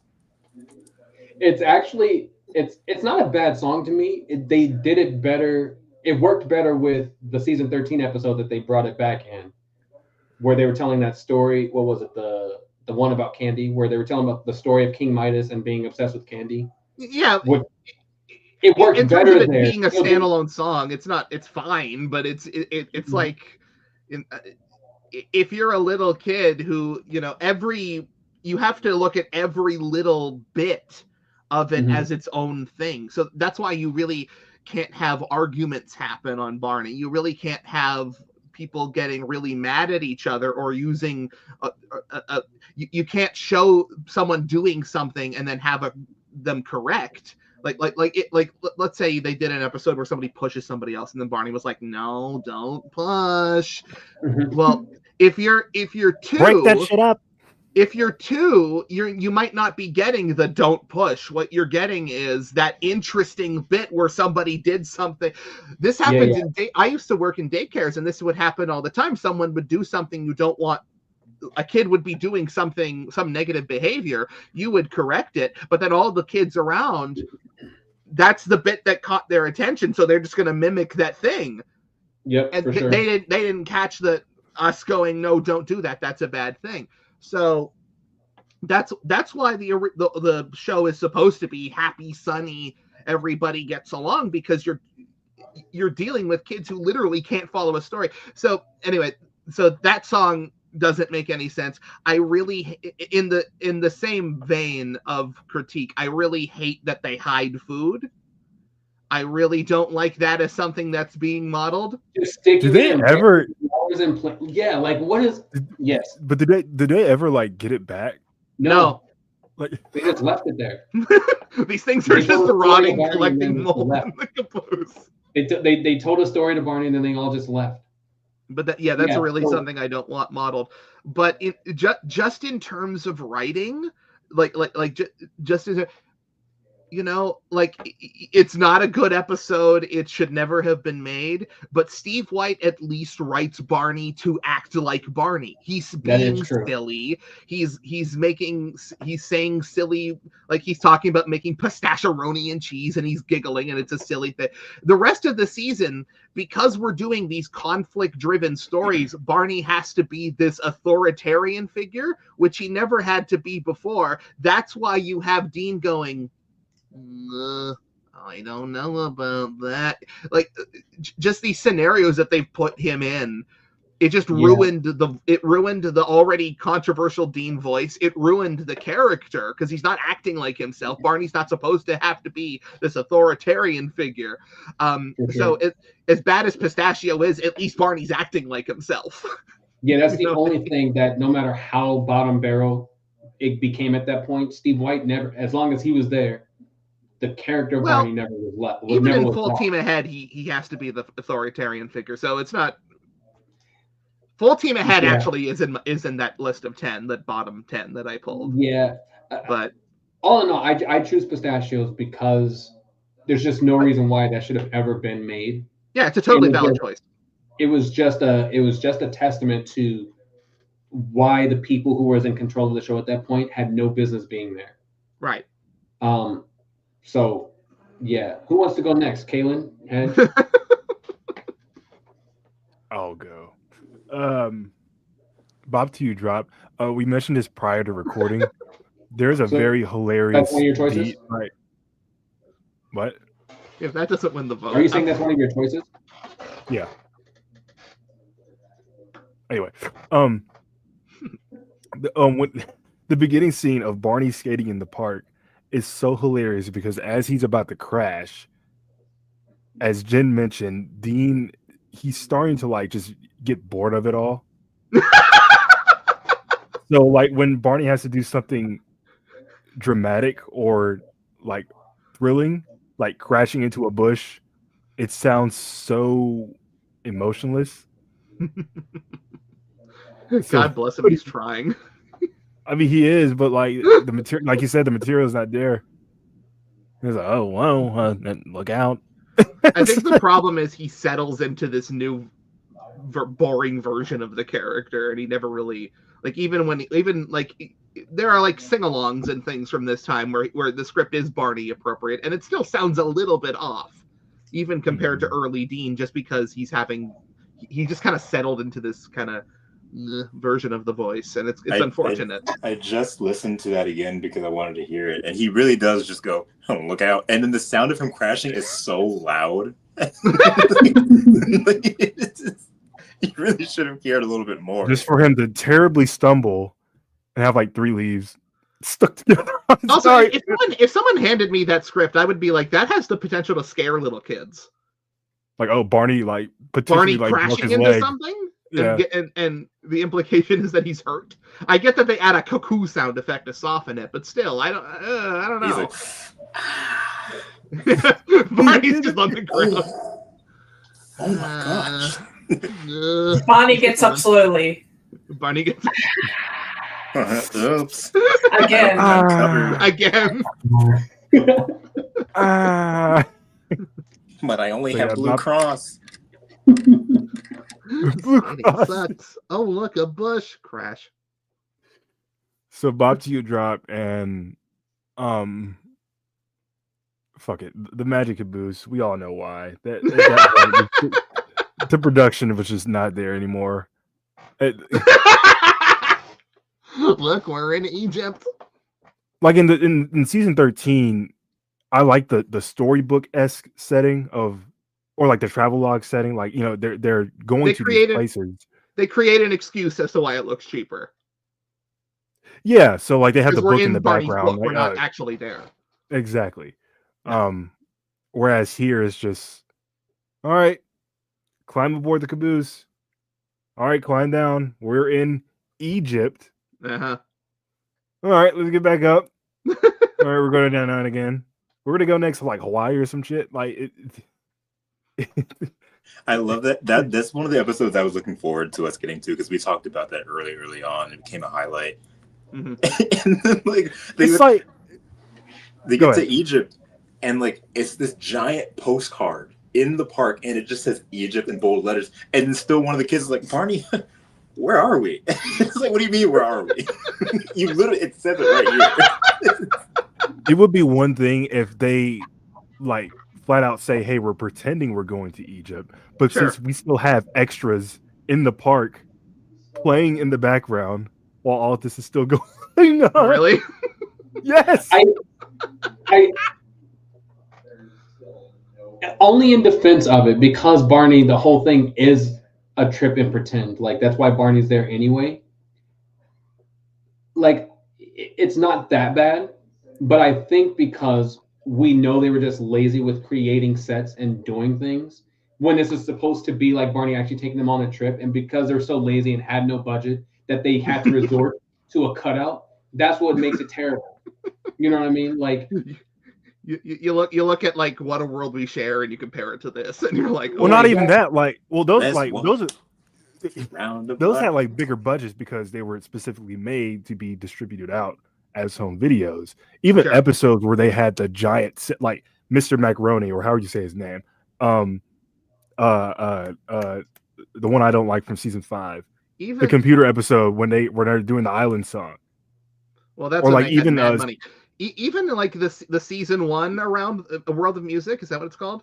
The episode from season 1 that they go around the world. At least they decorate the whole set. Like they're in the schoolyard still, but they've decorated the camping episode schoolyard. It's just a postcard in the middle of it, and that's it. That's all you get. Or all of like season 13 was nothing but a backdrop also, but it was at least in a different location. It was a giant. But they make it clear. They're not actually going to these places. We're going into Barney's book. Inside the book. Yeah. Right. Yeah. Except for the first and last episode where they the two that had a little bit more money behind them. Yeah. Like, we're actually going to Mexico. No, that's a good choice. The Magic Caboose. Hell, season 7, the trumpet episode when they're doing the castle and the Old King Cole. Yeah, the like that looks good. Yeah. Or the Mother Goose terrible episode from season 10. That felt a little green screeny to me. I mean, I'm sure it wasn't. Barney and them were up top. It looked very weird above that book. Yeah. But yeah. At least maybe that's where their budget was like the last thing they did. You might as well watch Barney change them out. Yeah. Might as well watch him go over there. Okay, lug the other one away. Put this one in. Bring in wall number 4. Yeah, exactly. Yeah, because it's better than like a repeated pirate setting or a repeated castle setting. We have to go back and you know what I mean. Here's what you do. They're doing the trains. They're on the Caboose steps. They're doing the train song, and you pan back and you just watch stage hands moving one away. Oh man, yeah, that's a good choice. Yeah. Just remind me, somebody did a hilarious edit of the sharing around the world video when they're arguing over like which flavor ice cream they should eat. And somebody uses AI for Barney. Oh my God! Will you two shut the fuck up for 5 minutes? I forgot who made that. That was hilarious. Text-to-speech Dean is the best use of AI of all. All right, cool. Last 2, Hedge. It's on you. Okay, so we were talking about how Barney's imagination. We're going on pretend whatever. My first choice is what's the name of it? The sleepover, the Sleepless Sleepover. Which is why when you said it's your favorite, I was like, it is. That one's my least favorite part 1 because it's never made clear that they're pretending. And really, I don't think they are. I think they're actually just going out and having a sleepover. It is nighttime. At night by themselves with no adults in the park. And the girl is like, well, I don't know. I'm a little scared. And it's like, well, why does she have to do this though? Like Barney's like, oh, I think you'll have fun. We'll roast some marshmallows and you rub his hands together for no reason. And it's like, well, why does she have to like? I do like the rendition of "I Love You" at the end. I think that was really pretty. Of course, we can't give credit to season 11 for that apparently because it's from something else, I guess. But yeah, it's from a different video. Well, but they are new Dean vocals though. You can tell they're new vocals. But like, because he sings both. He sings both verses alone. Okay. But yeah, they're sleeping out at night by themselves, but Barney's not real. So they're literally without their parents in a park sleeping at night. And then Barney sings "I Love You," and then at the end it looks like he just walks away, like he leaves. And it's just like all these things. Yeah, Mom, I'm going on a sleepover with our favorite stuffed animal and his friends. The next morning, Barney's not even there. BJ and Rip are just gone. They're just asleep in the park. The cops are like, like, what are you? Oh. Like, they didn't even go back to the doll. Yeah, he just left. I'm glad you Black Mr. Boy goes, hey, get up. If Barney reverted back to a doll, that would have made me so infuriated because that would have just confirmed everything. It's not real. What is going on? I think that's why he did. So That's probably what they were trying not to give the implication that there's the only adult around is a stuffed animal. It's just like, you want to go back to this statement, Hinge? The Black Mr. Boy goes, hey, get up. Yeah, what was his name, Mr. Goldman or whatever? I don't know. That's right, Mr. Brantley. Black Mr. Boy. He's like, I don't need to. What was that? That is basically who he is. Who he is, yeah. Same clothes and everything. That's terrible. I like that episode that he's in because Barney's like, thank you for keeping the park so nice and clean. And he's like, well, I don't have to because you guys are always keeping it so clean. I was like, well, why are you here then? And then he goes, that's right. Yeah.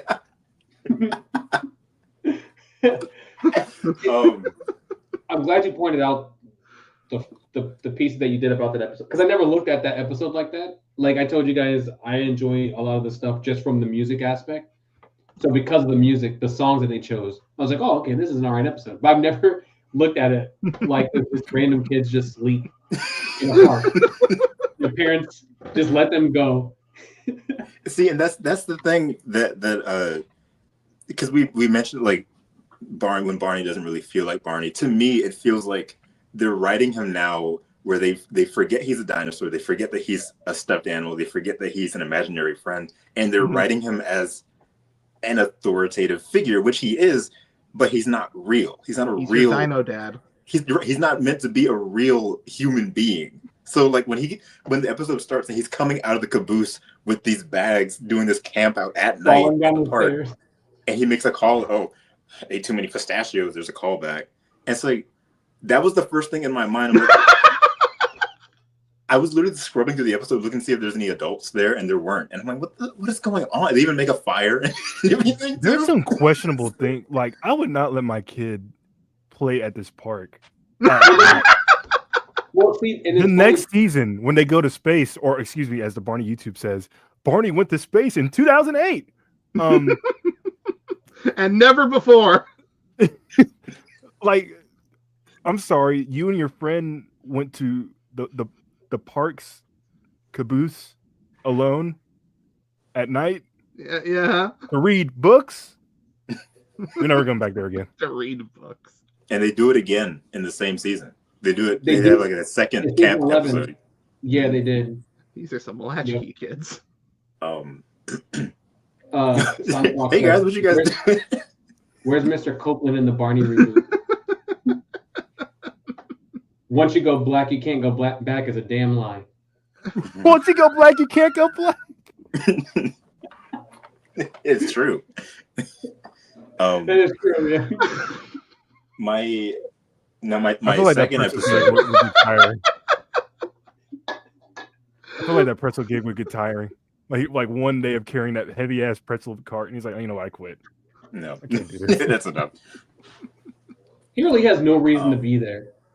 No, he doesn't. Like, there's no reason for him to be there. He has no purpose but to push a cart of pretzels around. Why do you sound like you're 20? Yeah. You're very hard to find. All up in his face. Blames him. Dude, okay, side note. That's what I hate about Barney's World too, is that Barney is in everyone's face all the time. Like, he's like right here. Like, dude, back up. Relax. I may not have ears, but right now, I'm all ears. Yeah, you're all spit too. Can you? Jeez, man. It isn't always simple. Like, dude, relax. Now that he has a tongue, Hey, you can think friend. about all of the salivation going on. Ugh. My second episode is Lost and Found. That episode felt like such a waste of my time. I just don't. BJ's like losing things, and one of the kids is like, "Oh, guys, look!" And there's just this cardboard cutout just already there.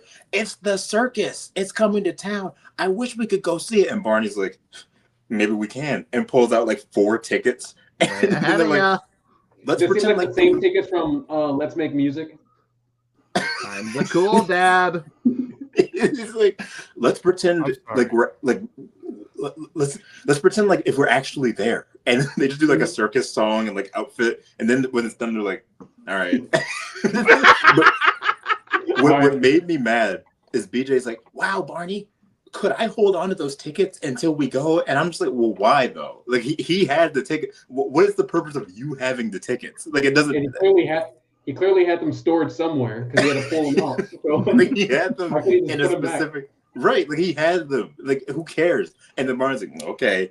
He puts it in his bag, and then it rolls down the park, but it doesn't. It's not like it goes under a bench. It doesn't go in a bush. It goes on the trail that you walk. It's like literally right there, and they spend the whole episode like looking for it. Like it's not lost though. You can just walk the trail and find it. And then when they find it, he's like, I guess I'm gonna be more careful next time. But like, it doesn't feel like we learned anything. He's always I was gonna say. Am I wrong? Am I wrong in thinking, like in the beginning of the episode when he asked for the tickets, didn't they reference that he had already lost something previously? That was the old BJ. I'm the new improved BJ. Yeah, didn't they do that? And then they still gave it to him? Yeah, Riff was literally like, you lost my baseball glove, you lost the roller skates. They showed the like cutaways of like where they are laying. Yeah. Regardless of that, why would you ever trust a child with that at all? Yeah, like what?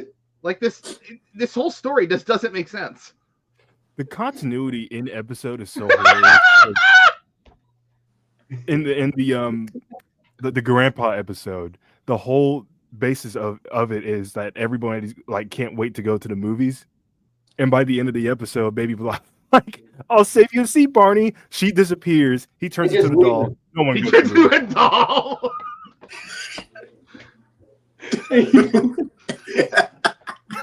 Yeah, that's the other thing. The little dino should never leave with the kids, because that implies that they're real and Barney isn't. Yeah, but that happens in the new show. The problem with it too is like, oh god, I think the problem with like what you're saying, Caitlin, is like they left to go. Baby Bop disappears, and then Barney turns into a doll, but they're all supposed to be going together. Yeah, that's the other thing. Just leave. Could you imagine those kids? Yeah, their disappointment. Wait, they turn around, somebody's random grandpa is just chaperoning all these kids. Yeah. That was before the days of assigned seating. It's first come, first serve. Yeah, Jen, in one of the shorts, Mel gets pissed off because Vivi and Baby Bop aren't sharing the tire swings. Oh, and that fucking one. Yes, she calls on Barney. Barney's not even there. But like it implies that on Barney to use his microphone and then not let him play with it. It's mine. See the colors. Yeah, like what? It totally cancels out into a message. It looks just like me. How is it yours? And then, being the asshole she is, I don't. Don't get me started on that one. That one's just bad. Don't get me. I got you, Mel. Thanks, Barney. I got me too. What? This one? In the Portuguese version of that. Oh yeah. Like the rumba. I thought that if he's doing a Bart Simpson impression. Oh, let's say Bart Simpson. I'm sorry. I just watched the Grandpa's Visit again. It is so funny. I'll see you soon, Barney. I'll see you soon, and just. Hey, this one too. There was another time when Rick offered to help Rachel clean up the packing peanuts and then disappeared.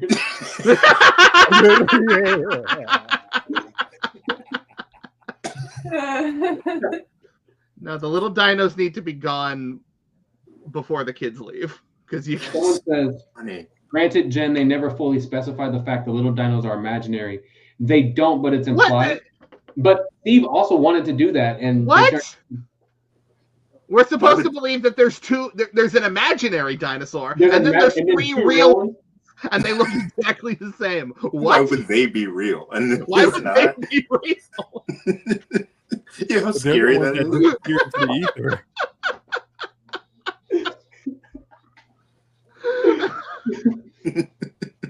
Sonic Hawk says, Jen, sing the song you came up with. The song I came up with. I'm gonna message him and see what he's talking about. I always felt save you a seat, Barney. I always felt that the episode No No No wasn't fully developed as a plot. Like if Barney and the kids explained to Baby Bop why no and rules are important, even if she might not agree with it. I hate that episode just because I hate that stupid mad song. Ooh, ooh, ooh, I'm really, really mad. Ooh, ooh, ooh. She's really mad today. Today. The Taking Turns song. And he did it. Don't share because we don't want to. It's all for me and not for you. I didn't even hear you, Jen. I'm sorry. You gotta do it again now. I made like a whole little mix of that. Yeah, you gotta do it again. I didn't hear it. Oh, we don't share because we don't want to. It's all for me and not for you. Oh, we don't share because we don't want to. They could have used that song. Oh God, it's so bad. Pizza, freezer. You're saying all dinos look the same? Yes, I am. This is our house. No yelling. Our house. She thought we were lying earlier. Did you see that? She was like, "Mr. Boy's not in Barney's world." Yes, he is. Yeah, I don't. Yeah. Yeah. Okay, I'm gonna open up the voting for folks. If you are on YouTube, as always, it's at the very top. It's pinned to the top. You can vote up to 2 times. So I want you to vote for the 2 that you dislike the most, that you think should be on the list. You can't vote more than twice, but you can select 2. I'm just picturing how exhausting it would have been to watch this season if Barney turned back into a doll at the end of every half episode. And then he comes back to life. You would feel like you just ran a marathon for like episode 10. By the end, he'll have back problems. Too much forming and conforming. Kerron, can you please play the ending of Grandpa's visit? No, it's so they're going to give me funny. a copyright strike.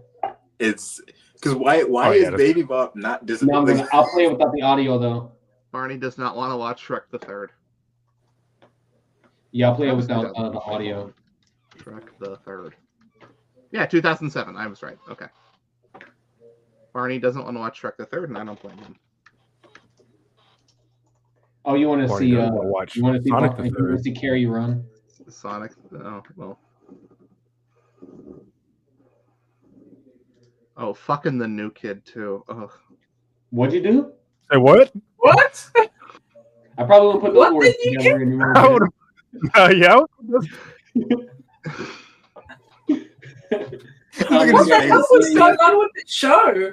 If you guys haven't seen it yet, Moana 2 is out now. Who cares? I'm not interested. Who cares? Literally everybody wants to go see Sonic. No, they don't. No, they don't. You don't. My freaking boss was he's not even a Sonic fan. He was like, dude, that movie looks fucking awesome. That's funny because I've been hearing the exact opposite. Like, I don't think I want to see a third Sonic movie. Like, I think the first 2 are fine enough. I don't know. I never saw them. I want to. What'd you say? Welcome back, Jay. Start again. There we go. Oh my goodness. Oh wait, they got to sing the song too. Oh, it's in Stretchovision. It's the there he goes. Watch him It's run. in like 240p. Yeah, it's like a freeze frame. Bye, Barney. I'll save you a seat, Barney. It's not that episode. So what episode is it? Barney's like, nah. Well, you didn't. I know you can't play the audio, but she said, "I'll save you a seat, Barney." Yeah, she does. Not even in his hands. They didn't even have binoculars in that episode. No, they didn't. No, they did. Grandpa did. Remember, Oh, he was he did. looking for the silly goose. I would have laughed so hard. You know, they use one of those pop-out sticks for the Happy Dancing song. I would have laughed so hard it like flew out of his hand. Dude, fucking dude. Quote the new kid, unquote. There you go. No, man, that episode is rough. Those dance sticks you're talking about, Caitlin, those things are dangerous stuff. Like the mechanism they have in them, like you have to really hold on to them, or else they will just fly out of your hand. Yeah, flat out hit your face. And yeah. Ice cream. So what episode? Oh, you were saying you wanted to hear them say "We'll save you a seat" and then take off. Yeah, I know you can't. I can show you that. Because it's just like a small second of it. I'm hip and I'm cool.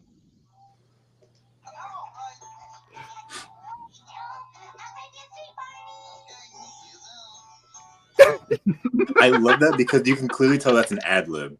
Like she didn't have to say that. It just ruins it. I'll save you a seat, and he's just not coming. Okay. Oh, and he knows it too. Okay, I'll see you soon. Nope. Oh no, it's sold out. Oh no. That's so funny. Oh no, I really wanted to go too. No, you didn't. No, I really like Antonio Banderas. Can we talk about how many times they had Barney playing basketball in this season? With a random 6 foot tall kid. Like, where are you going in the park? Barney was crossing people up on the court this season. Like he Every single time. that basketball rim to the park with him just to play. There's a That's never been there. Yeah, like what are you doing? Man. Slam Dunkaroo! They do the when you have a ball song in one of those the for the fun of it episode. Yep. And the way Barney delivers the line, "You can hit him," is very funny.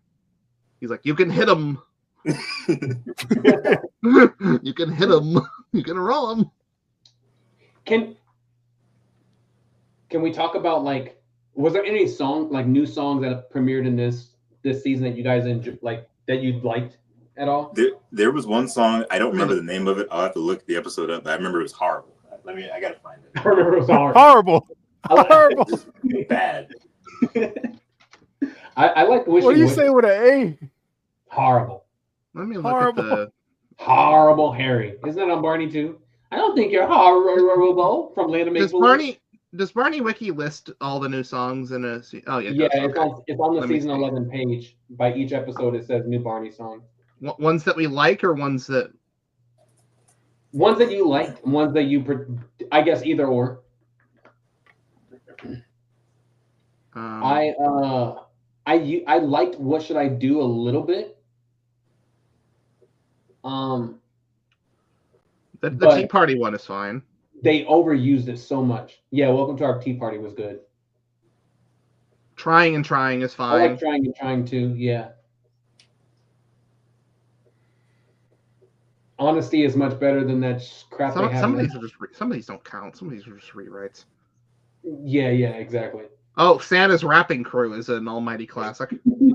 Oh, the rapping crew. Oh, I love that one. And the cameos from the Dino actors. That's why it's funny. It's so funny. You can tell they're not actors, right? And that's what makes it so. Like you can tell they're obviously the body actors, but like they're not actors like to be playing anything outside of a suit. And it's just so funny to watch them. Kyle Nelson does the aggravated BJ thing where he goes.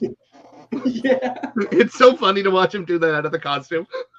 Bob LaValle ruined that episode for me because when he revealed that's actually the park, we just covered it in presents and shit. And you could clearly see like, no, literally every set they used when it wasn't a cutout in the middle of the park was the gazebo. The Emperor's all the Cinderella one from No, it's all on the gazebo. That's all it is. They didn't have access to any other sets. It's all just the park. Well, I'm saying like you can like transform your set and use the same props, but since we know they had no money whatsoever, and all they had was wrapping paper and boxes, just stack them in. But you have to give him props to he at attempted to make it look different. Yeah. Right. Yeah. Like he went all out with what he could do. It's just kind of a bummer because he had done Santa's Workshop before on such a bigger scale. So it's just like, oh, we're here now, huh? Okay. Yeah. I also hate midway through the season, they play with Barney's eyes. Yeah, like, and they lower him. You know what I'm talking about? And he looks cross-eyed like for the rest of the season. He looks like he's always half awake because his eyelids are so low. This costume just looks fed up with life. Yeah, this one with everything around him. Sure. Which, given, but what are the episodes that it's in? Consider that the shows that it's in. It might be the most brilliant Barney costume because they got the look down. Barney's fed the fuck up. Emperor's Contest is absolutely one of them. He's like, who was it that who revealed that the suit they're using now to promote everything they're doing for social media and stuff? Who was it who essentially said that that's a suit from the show? Someone not qualified enough. I don't think. I had dug up some pictures of like just pre-COVID things that Barney had done. I think it's just one of the appearances costumes. Yeah, that's why I figured. And you can tell it looks like it. Like at least for me, and I. Like for me, for some reason, I can see minor. I grew like I've always told you guys, I grew up with this show. Like I never grew out of it. Yeah. So every minor change they would make, like the eyes to the costume or the mouth or like any of, I could pick up on them. Even like BJ's head shape. Like a lot of people think that season 7, 8, and 9's BJ's head is the same all the way through, but it changed in season 12. Like it was a very different shape. It does, yeah. It's more so like I can pick up on those things, and you can tell that suit is absolutely one of the like skull. What is it, Skolin? How you say it? Like one of those meet and greet appearance type suits. Yeah. Especially with how screwed up the teeth. There was a PBS. I forget. I think it was in Boston. There was a PBS station that all the way before COVID held like some kids festival day, and they always got I think it was Barney, Detroit. Even after PBS got rid of it, they always had Barney show up, and it was always, I think it's that same costume. Mm-hmm. That might have been Detroit because it's Detroit. Yeah, some asshole corrected me on that like a couple years ago. I don't know why I said Boston. Matt King. What about you, Kaylin or Emmy? Hedge, did you figure out what song you were talking about? I literally couldn't find it. I went all down the Barney wiki for the season 11. I did not find it, but if I heard it, I would. What was that? It was a new song? I feel like it's a new song because I had never heard a song that terrible. I don't remember what it is though. Was it the thing I wanted to do? Sometimes in life there are things you must do, even though they're not your favorite things. That one's pretty bad. I don't know if I heard it in the episode, I would know it, but I don't remember. That's in Grandpa's Visit. Yeah, it's in a few different ones, but it premieres there. Yeah. I don't like certain arrangements of the older songs. Like what? So like Fun Together. They've never sung that. Like after What a World We Share, they've never sung that song in its entirety after that. No, they do in season 7 quite a bit. No, not in its entirety though, right? Stop Go. They do. Really? Yeah. Really? I thought they shortened it by then. But you might. You're probably most of the time they shorten it, but Stop Go has it in its entirety. Oh, I see. Okay, yeah. Okay. So yeah, that and where's one he really uses the sax in? I don't know. Knickerbocker. I think. I mean, Knickerbocker just sucks in general though. Like it's just so half. Like it's just terrible. Well, it's so bad. The one from like 7 and 8, that's fine because I used that one in Musical Castle. Well, because it had more instruments. Exactly. Like, I don't know what the problem was with dialing it all the way back and just having this very stupid drum. Hip hop song, yeah. But it didn't sound. I mean, it didn't sound like it though. It just sounded tired. Right. Like, well, I present to you, Mr. Knickerbocker has always been a bad song. It's just they made it worse. I don't know what he's talking about. Get his ass out of here. Yeah, I don't know what he's talking about. Knickerbocker is a certified classic. Come on. Why would you say that, Hedge? What's your problem? I would. It's true. Why is it true? I'm sorry. Yeah, I've never liked that song. I don't. Anytime it comes on, I skip it every single time. Do you do I don't know what it is Why? about it. Do you do the dance with it? No. That's your problem. If it wasn't for that song, we wouldn't have the Blue Dog breakdancing, and that is the greatest, one of the greatest images. It is. Well, how come that suit doesn't exist anymore? Because Mops ate it. I would love to hear Mattel's reasoning as to why they haven't brought that song back. What? Knickerbocker. Well, because it sounds too much like the N-word. Like the N-word? Yeah, I mean, yeah. No lie. We use it in our live show this year, and one of the actors in our show was a black guy, and he hated that song specifically in our show because it sounds too close to the N-word. But Bob Singleton did a damn good job with the arrangement, so we're using it. No, I want to hear like an official excuse. Like, well, we looked back in our catalog and we felt like, we should make some original songs, but also bring back some classics. They said this is literally the most racist song ever. Aside from cleanup, it seems like they're avoiding all traditional songs that Barney used that was very popular. Mr. Knickerbocker, it's any of those songs. The More We Play Together, like all those traditional songs that people would know, parents and kids. It seems like they're avoiding all of them for some reason. Well, because they don't want it to be babyish, because they're trying to reach 6-year-olds. That could be very. I really, true, yeah. Yeah. I just have to do this now because it feels right. Where are we?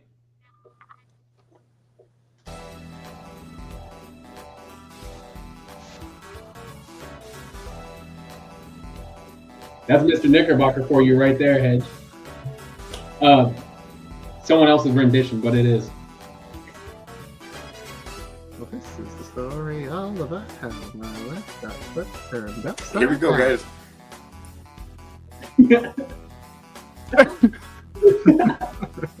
That's what they want you to do. It's a GIF waiting to happen. Somebody make that. That was my audition tape for Barney's World. They have to get in front of the camera. With the CGI dino. You're gonna be one of the kids dancing in the version of the song from 1 to 8 sounds so much. My favorite version of Mr. Knickerbocker is the Big Surprise version. Like that arrangement, at least from the album, is a damn good arrangement. It does sound bombastic. Hashtag shameless plug. I don't know whose arrangement that is. That wasn't mine. I thought it was cool. I think he means Mr. K. Oh. You're talking about the live show. Yeah. We're teaching kids how to say the N-word. Slyly. Like how Disney would teach them. Very discreet. Like crap or darn it. Okay. I watched the Christmas video that just came out. I forgot I had you say darn. I said drat. Oh, drat. Was it drat? Okay. Yeah, drat. That might be better. I don't know. Yeah. Okay, guys, I'm going to give people voting like 3 more minutes, and then we'll announce what it is. All over the place. Shake your dino tail. Oh, okay. So I mean, unless you guys want to talk about something else with season 11, for people who I don't know if anyone else saw it, but clearly there was a leaked reference video of Barney's World. Did you guys see this thing? Or am I talking to myself? didn't happen. I'm so disinterested in Barney's World at this point. So you haven't. Well, I shared it to you, but you didn't. No, I watched it. I seen it. I'm also disinterested, but I want to talk about how ridiculous it is that things continuously leak from this production, and how it makes no sense. You know. Whoever toys are showing up, or no, like, no, go ahead, Edge. I was just gonna complain. Don't worry about it. The fact that video is still up is very funny. I was gonna say, like, whoever started leaking stuff when all this started happening must have had everything, because there's no reason for why stuff is still leaking out months after it initially started. There's no reason for, like, it. I don't know, man. It's every day it feels like there's something new, and nobody cares anymore. It's gone. Like they're pressuring the company. It's gone now. It's gone. Yeah, it says removed by the uploader. Somebody put it back. I downloaded it. You want it? I can watch it for you. Okay. I don't care. All right. It looked terrible. And whoever uploaded it is also a terrible human being. Because why are you sharing this around? Mattel, don't get your lawyers onto us. Yeah. We're good people. Hey, I'm not showing it this time, Mattel. Yeah, you know, it's probably a good thing you didn't have me send it to you. But you clearly don't care as well, so I guess, hey. Swap busting Kerron's Yeah, you said get on the ground, get on the ground, get on the ground. Tomorrow my entire channel's just gone. And so are you. You're in jail. But Kerron, you said it was removed by the user? It says, yeah, by the uploader. All the other leaks were taken down by Mattel, right? Yes. From what I understand. Yeah, so it's funny that they just don't care anymore. Kerron, it looked like the city shut your lights off after you were talking about Barney's World leaks. I didn't pay the bill in the new office. That is quite a downgrade. Isaiah says that's an unfortunate place to be. That's as good as my animation acquaintance worked on. He worked on several Scooby movies at Warner before he went to Mattel to work on Thomas All Engines Go. That's sad. Oh, yeah, gross. Why does he get a Christmas special? Why does he get a Christmas special? But I'm sorry. Oh! Creature will definitely get a Christmas special at some point. They will. I think it's always summer. It's always summer in that show. I think it was a missed opportunity because, like, you released it towards the end of the year. The best thing to do would have followed it up with some sort of a special for the holidays. Well, but also if next year they'll have something new to like promote, because now they can just be like the show itself, but in a year it's like two or however long. Yeah, how it performs. Yeah, I'm with that show internally is the set is always summer, and the kids never reference school or they never go to school. They're always hanging out at that park, and I'm like, whoa. But you don't know what day of the week it is. Wednesday. Well, today can be any day we choose, so it's always Saturday. Today can be anything we choose. Yeah. Ugh. No one has a job except for Mel's dad. Like, he's the only, and Mr. Boyd. Like, everyone else doesn't do anything. He's the only one at work. Barney's World real quick. What was that? Can we talk about Barney's World real quick? I just want to ask a question amongst the room here. Yeah. I watched, so for the first time last night, because I figured it would come up. I'm surprised it hasn't, actually. I watched, because I hadn't sat down and watched the 10, so I did that last night for the first time. And I kind of feel like it's the ultimate realization of what season 11 and this whole riff era was starting to do, was aging the show up. So I'm just curious among you folks what you think, like what do you think of one compared to the other? Like Barney's World versus the riff era. Riff era is better. I think in terms of story progression and how it's structured, the first episode is as original as it is, because it introduces the idea of Barney being animated, whereas everything else. You better not lie. Oh well, okay. The Riff area, I would say structurally is a little bit more better, or a little bit more concise. Yes, it is. Because like what I was getting to in the grape jelly episode, they introduced the concept. What was that? I was mocking you when I was getting to. You look like you're having a stroke. Well, you sound like you were having a stroke. I don't know what that would sound like, but A lot of assumptions being thrown around today. They introduce. Okay, they call upon him. He transforms the park to be this lifelike setting, and like from our perspective, it looks real, but from theirs, it's not. Whereas they throw the entire concept out of the window after that. Like the adventures are real, he's real, everybody can see him, everybody interacts with him. Like in the racing episode, he transforms. So the kids make race cars out of some cardboard boxes. He transforms them. Mr. Boyd comes out of nowhere and says, "Oh, sweet rise." He's not phased at all that the entire park has been changed into a fucking racetrack. I mean, the dude wasn't even phased when David was 50. Grew like 80 feet tall. Yeah, like it's the Riff era is better, and I say that because even though they introduced the the problem aspect to it and all that, something still remained the same, right? Like Barney still was the doll that came to life from your imagination or whatever. They still had the music and the songs, which was heavy for Barney to begin with. Like the stuff that still made that show like the most basic of things that made that show, the music and that type of stuff, still remain.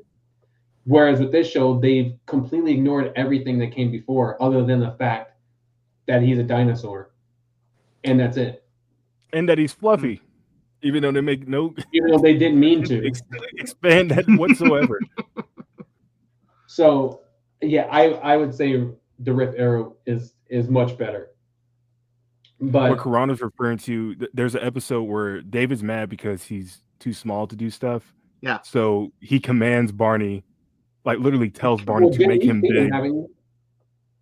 Didn't you watch him yesterday? I did, yeah.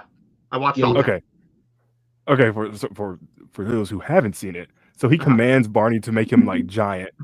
And Mr. Boyd just looks at him and goes, "Oh, wow, they grow up so fast. Anyway, here's a pretzel." I would be freaking the fuck out.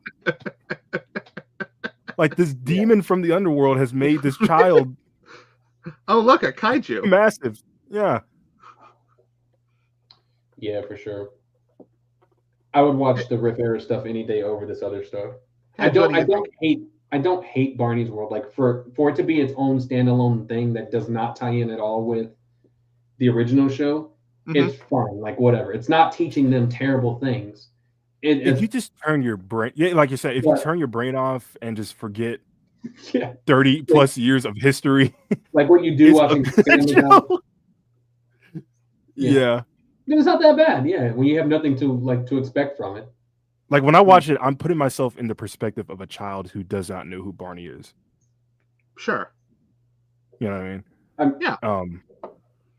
I've been saying since the beginning of this whole fiasco that if you're going to go in this direction with Barney, which I think, being who I am, I think that's unfortunate because the original show, being like I was talking about the Generation Barney episode, emphasizing that it was really created specifically for toddlers. That served a purpose, and it did that very well. It filled a gap in the market. It was an effective teaching tool, all of those things. So I think it's unfortunate that that's not what kids of today are getting. At the same time, I've always said if they're going to do this, it might be more successful now because you're dealing. If a 5-year-old walking into this, which I think in my opinion, that's kind of where the stories are probably geared at 5-6-year-olds. They're trying to get younger kids too, just with it being flashy and cartoony and all that. But if a 5-year-old walks in and they've never seen any version of Barney before, and this is just, then yeah, it might be a fine, inoffensive little show. So it might be more successful now just because there's no basis. Whereas back then, during the Riff era, the brand was established as something for very small kids, and this was gearing in a different direction. I do find it very distracting from a technical standpoint that they're using 2 different animation studios.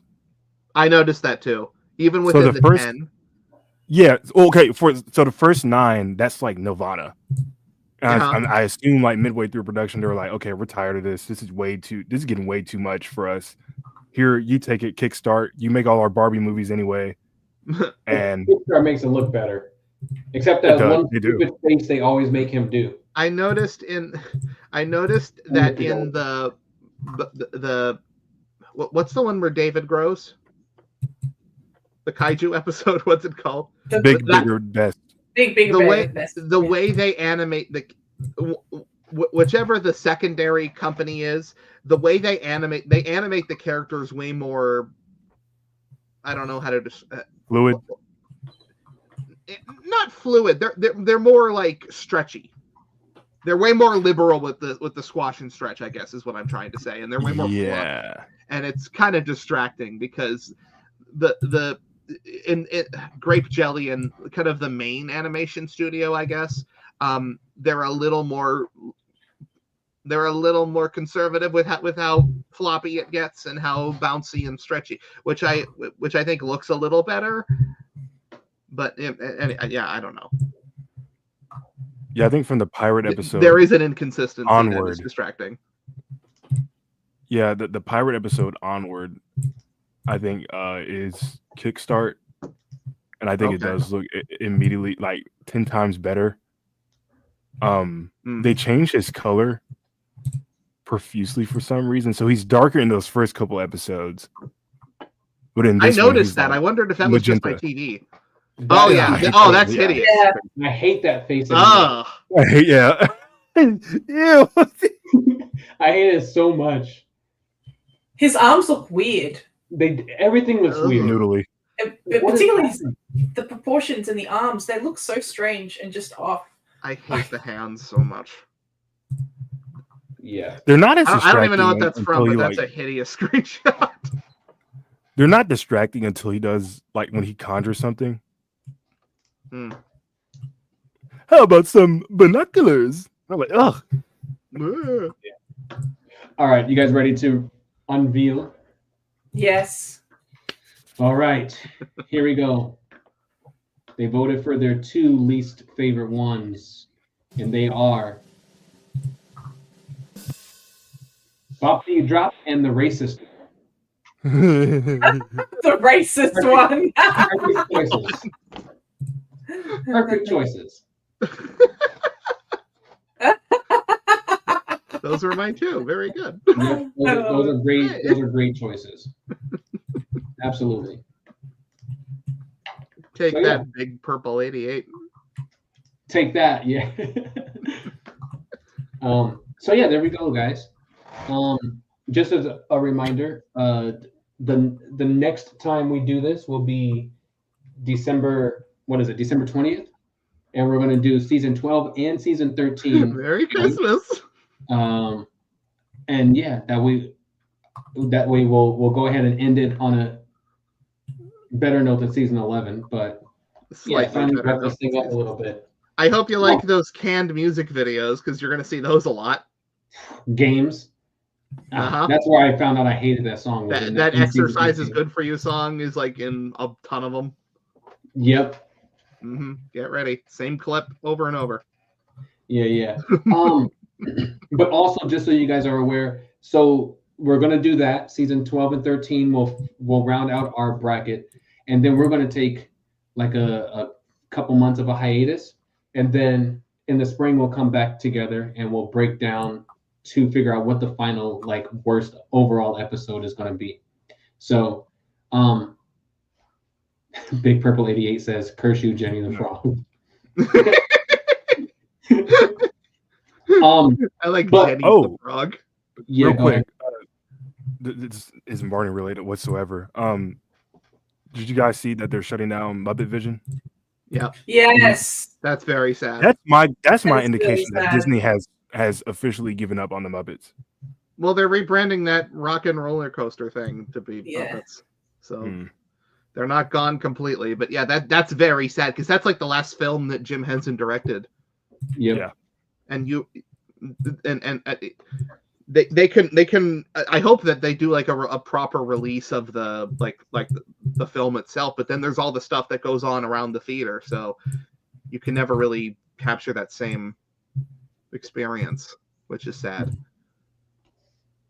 But they gave people notice, so you have time to rush over there, I guess. But I feel like the Muppets are in this unfortunate state where no matter what they put out or do, it's Everybody's still gonna going to hate be.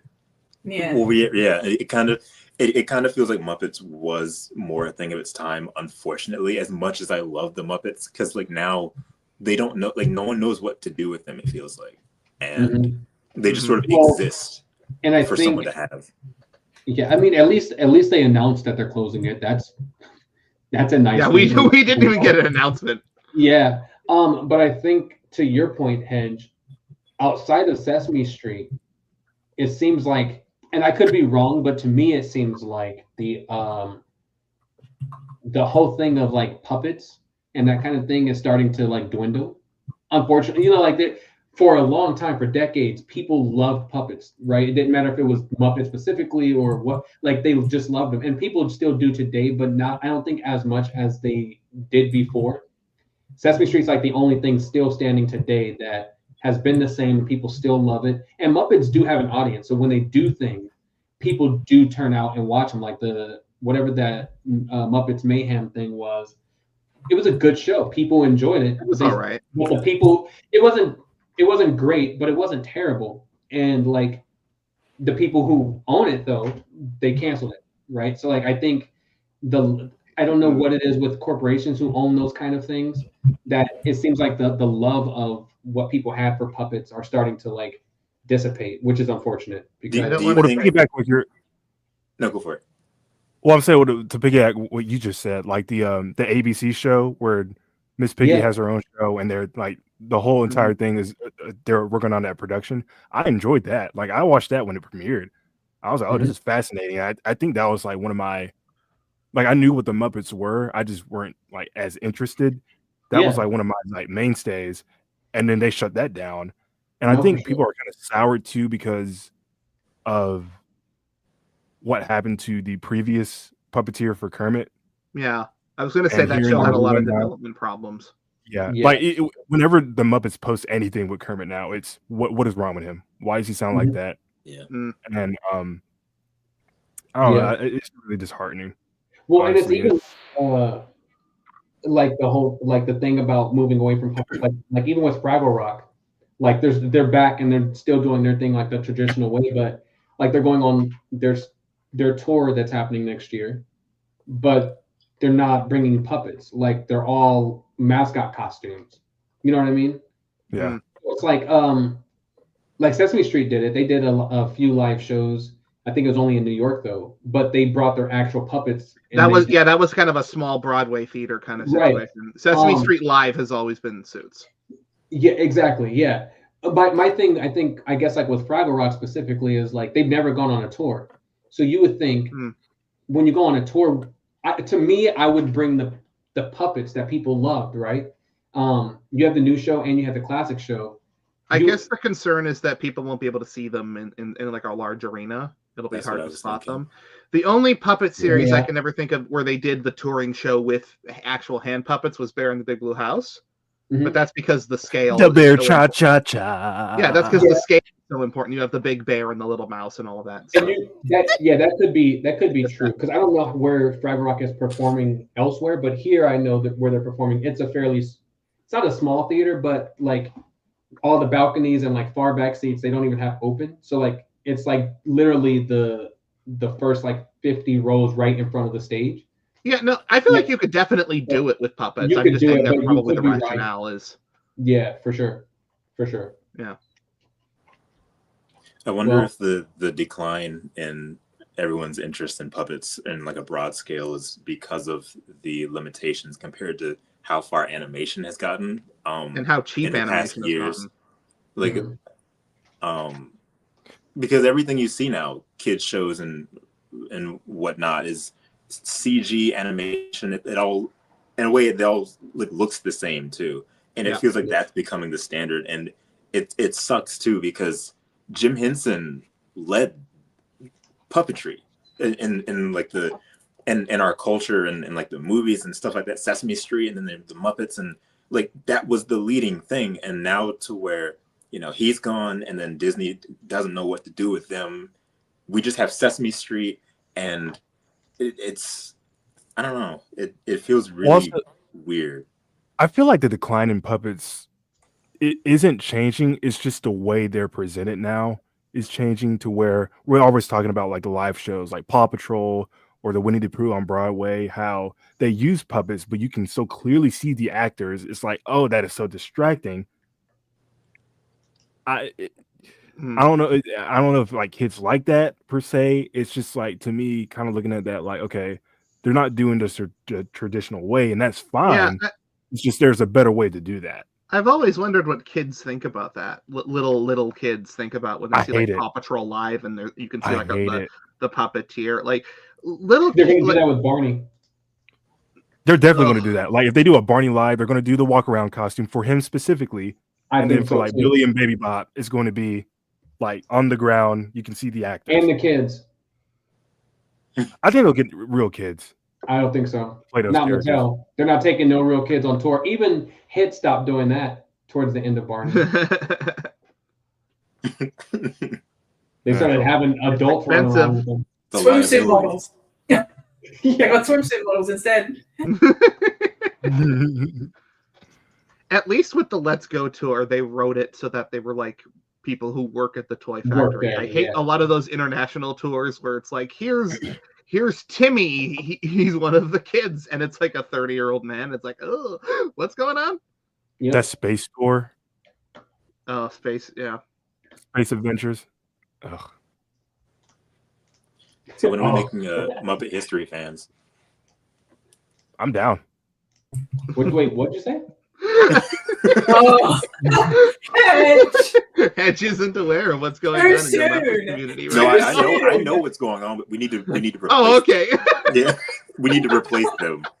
Oh, okay, I see. Yeah, I'm up to date. Don't worry. It's called Tough Pigs. The Bluey live show is weird because they have like puppets, but then it's the canned voices. Mm-hmm. So it's like, why not just make them suits? It's very. Yeah. I don't know.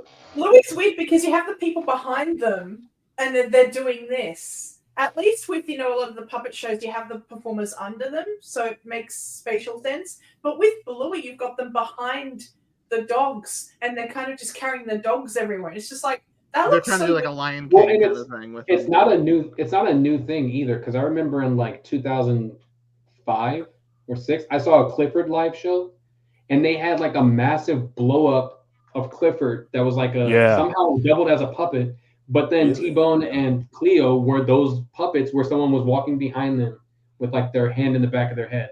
Yeah, so like we're far removed from a norm thing now, which is stupid. Right. Yeah, they do that in Frozen too with Olaf. I think. Yeah. They do, it looks so strange. They do it with Olaf, and they do it with Timon and Lion King, but the rest of them are these massive puppets that you really can't tell there are people there. I remember in the 2000s seeing promos for Blue's Clues live. So they'll have the dogs in actual suits, hilariously like on the ground, doggy style. Hello. Everybody else, like everybody else, like land. Salt, Diddy just pepper. appears behind you. Everybody else like Salt, Pepper, Paprika, all that, like Mr. Salt, Mrs. Pepper, or is it backwards? I don't know. Don't misgender people. Mr. Salt and Mrs. Pepper, yeah. Paprika and Cinnamon, all those other like smaller characters. Oh, on the new show, they have so many kids. It's so funny. They would be like in the model of the house, like in the window. Mm-hmm. I think like, we're far removed from that. Now it's just exposed actors carrying around these giant dolls. Yep, Yeah. for sure. All right, guys. Well, it's been 2.5 hours. This has been fun. As always, thank you guys for doing this, taking time to do this. Thank you everybody in the chat who is having conversations with us, engaging with us. We really appreciate it. Is there any last minute things before we end it you guys want to mention? Go see Sonic 3. Yes. Okay. Yes. Don't go see Lion King. Don't go see or whatever. Yeah, Do not. Yeah. Disney. There's no point. Ooh. I would not be Oh, surprised. by the next way, week they Mufasa's announce- adopted. Like what? Yeah. Anyway. I would not be surprised they announce next week that they're going to delay the film, so they won't get mollywopped at the box office. Go see Sonic 3. I saw a tweet and it had like 4 images and it was like, these are the 4 big films coming out in December, and it was Sonic 3, Mufasa, and 2 other movies. And like the other 3, like those 3 movies all just look brown and dull. And then Sonic 3 was the only one with color. I'm like, Yeah, I'm going to see that. Which one I'm seeing. Also, Hedge, Kerron, and people who like hip hop, did you see that GNX is going to like overturn on the Billboard charts over the Wicked soundtrack? No. I saw that Taylor Swift beat him again. He was at number 1, and then her album popped back up on top. What album? Which we have to have a conversation about her at some point. It's a remarkable thing that she's able to do. Like, it's so strange. She did a tour that did fantastic, right? And then she put that same tour into a movie that did fantastic. Like, people who saw it live went to watch it on a TV screen. And now she's released a book of the same tour, and it sold like 800,000 copies. It's like, what is happening? Couldn't tell you a single song or the name of an album. Me neither. It's not even one of her best albums, but it's like she's managed to do something amazing. I don't understand it at all, but it's remarkable. She was I find just it funny. Emmy doesn't want to hear this. She loves Taylor Swift. I find it hilarious that Drake is suing Spotify and UMG because he lost a battle, and they just announced that he was the top streamed artist for Spotify this year. It's like, wait a minute, hold on. Well, I mean, because he's suing for the bots that they use for him. Oops. Right. Because they're using them for someone else. But that's a different conversation. But yeah, otherwise, thank you guys for tuning in. We will see you in 2 weeks. See you.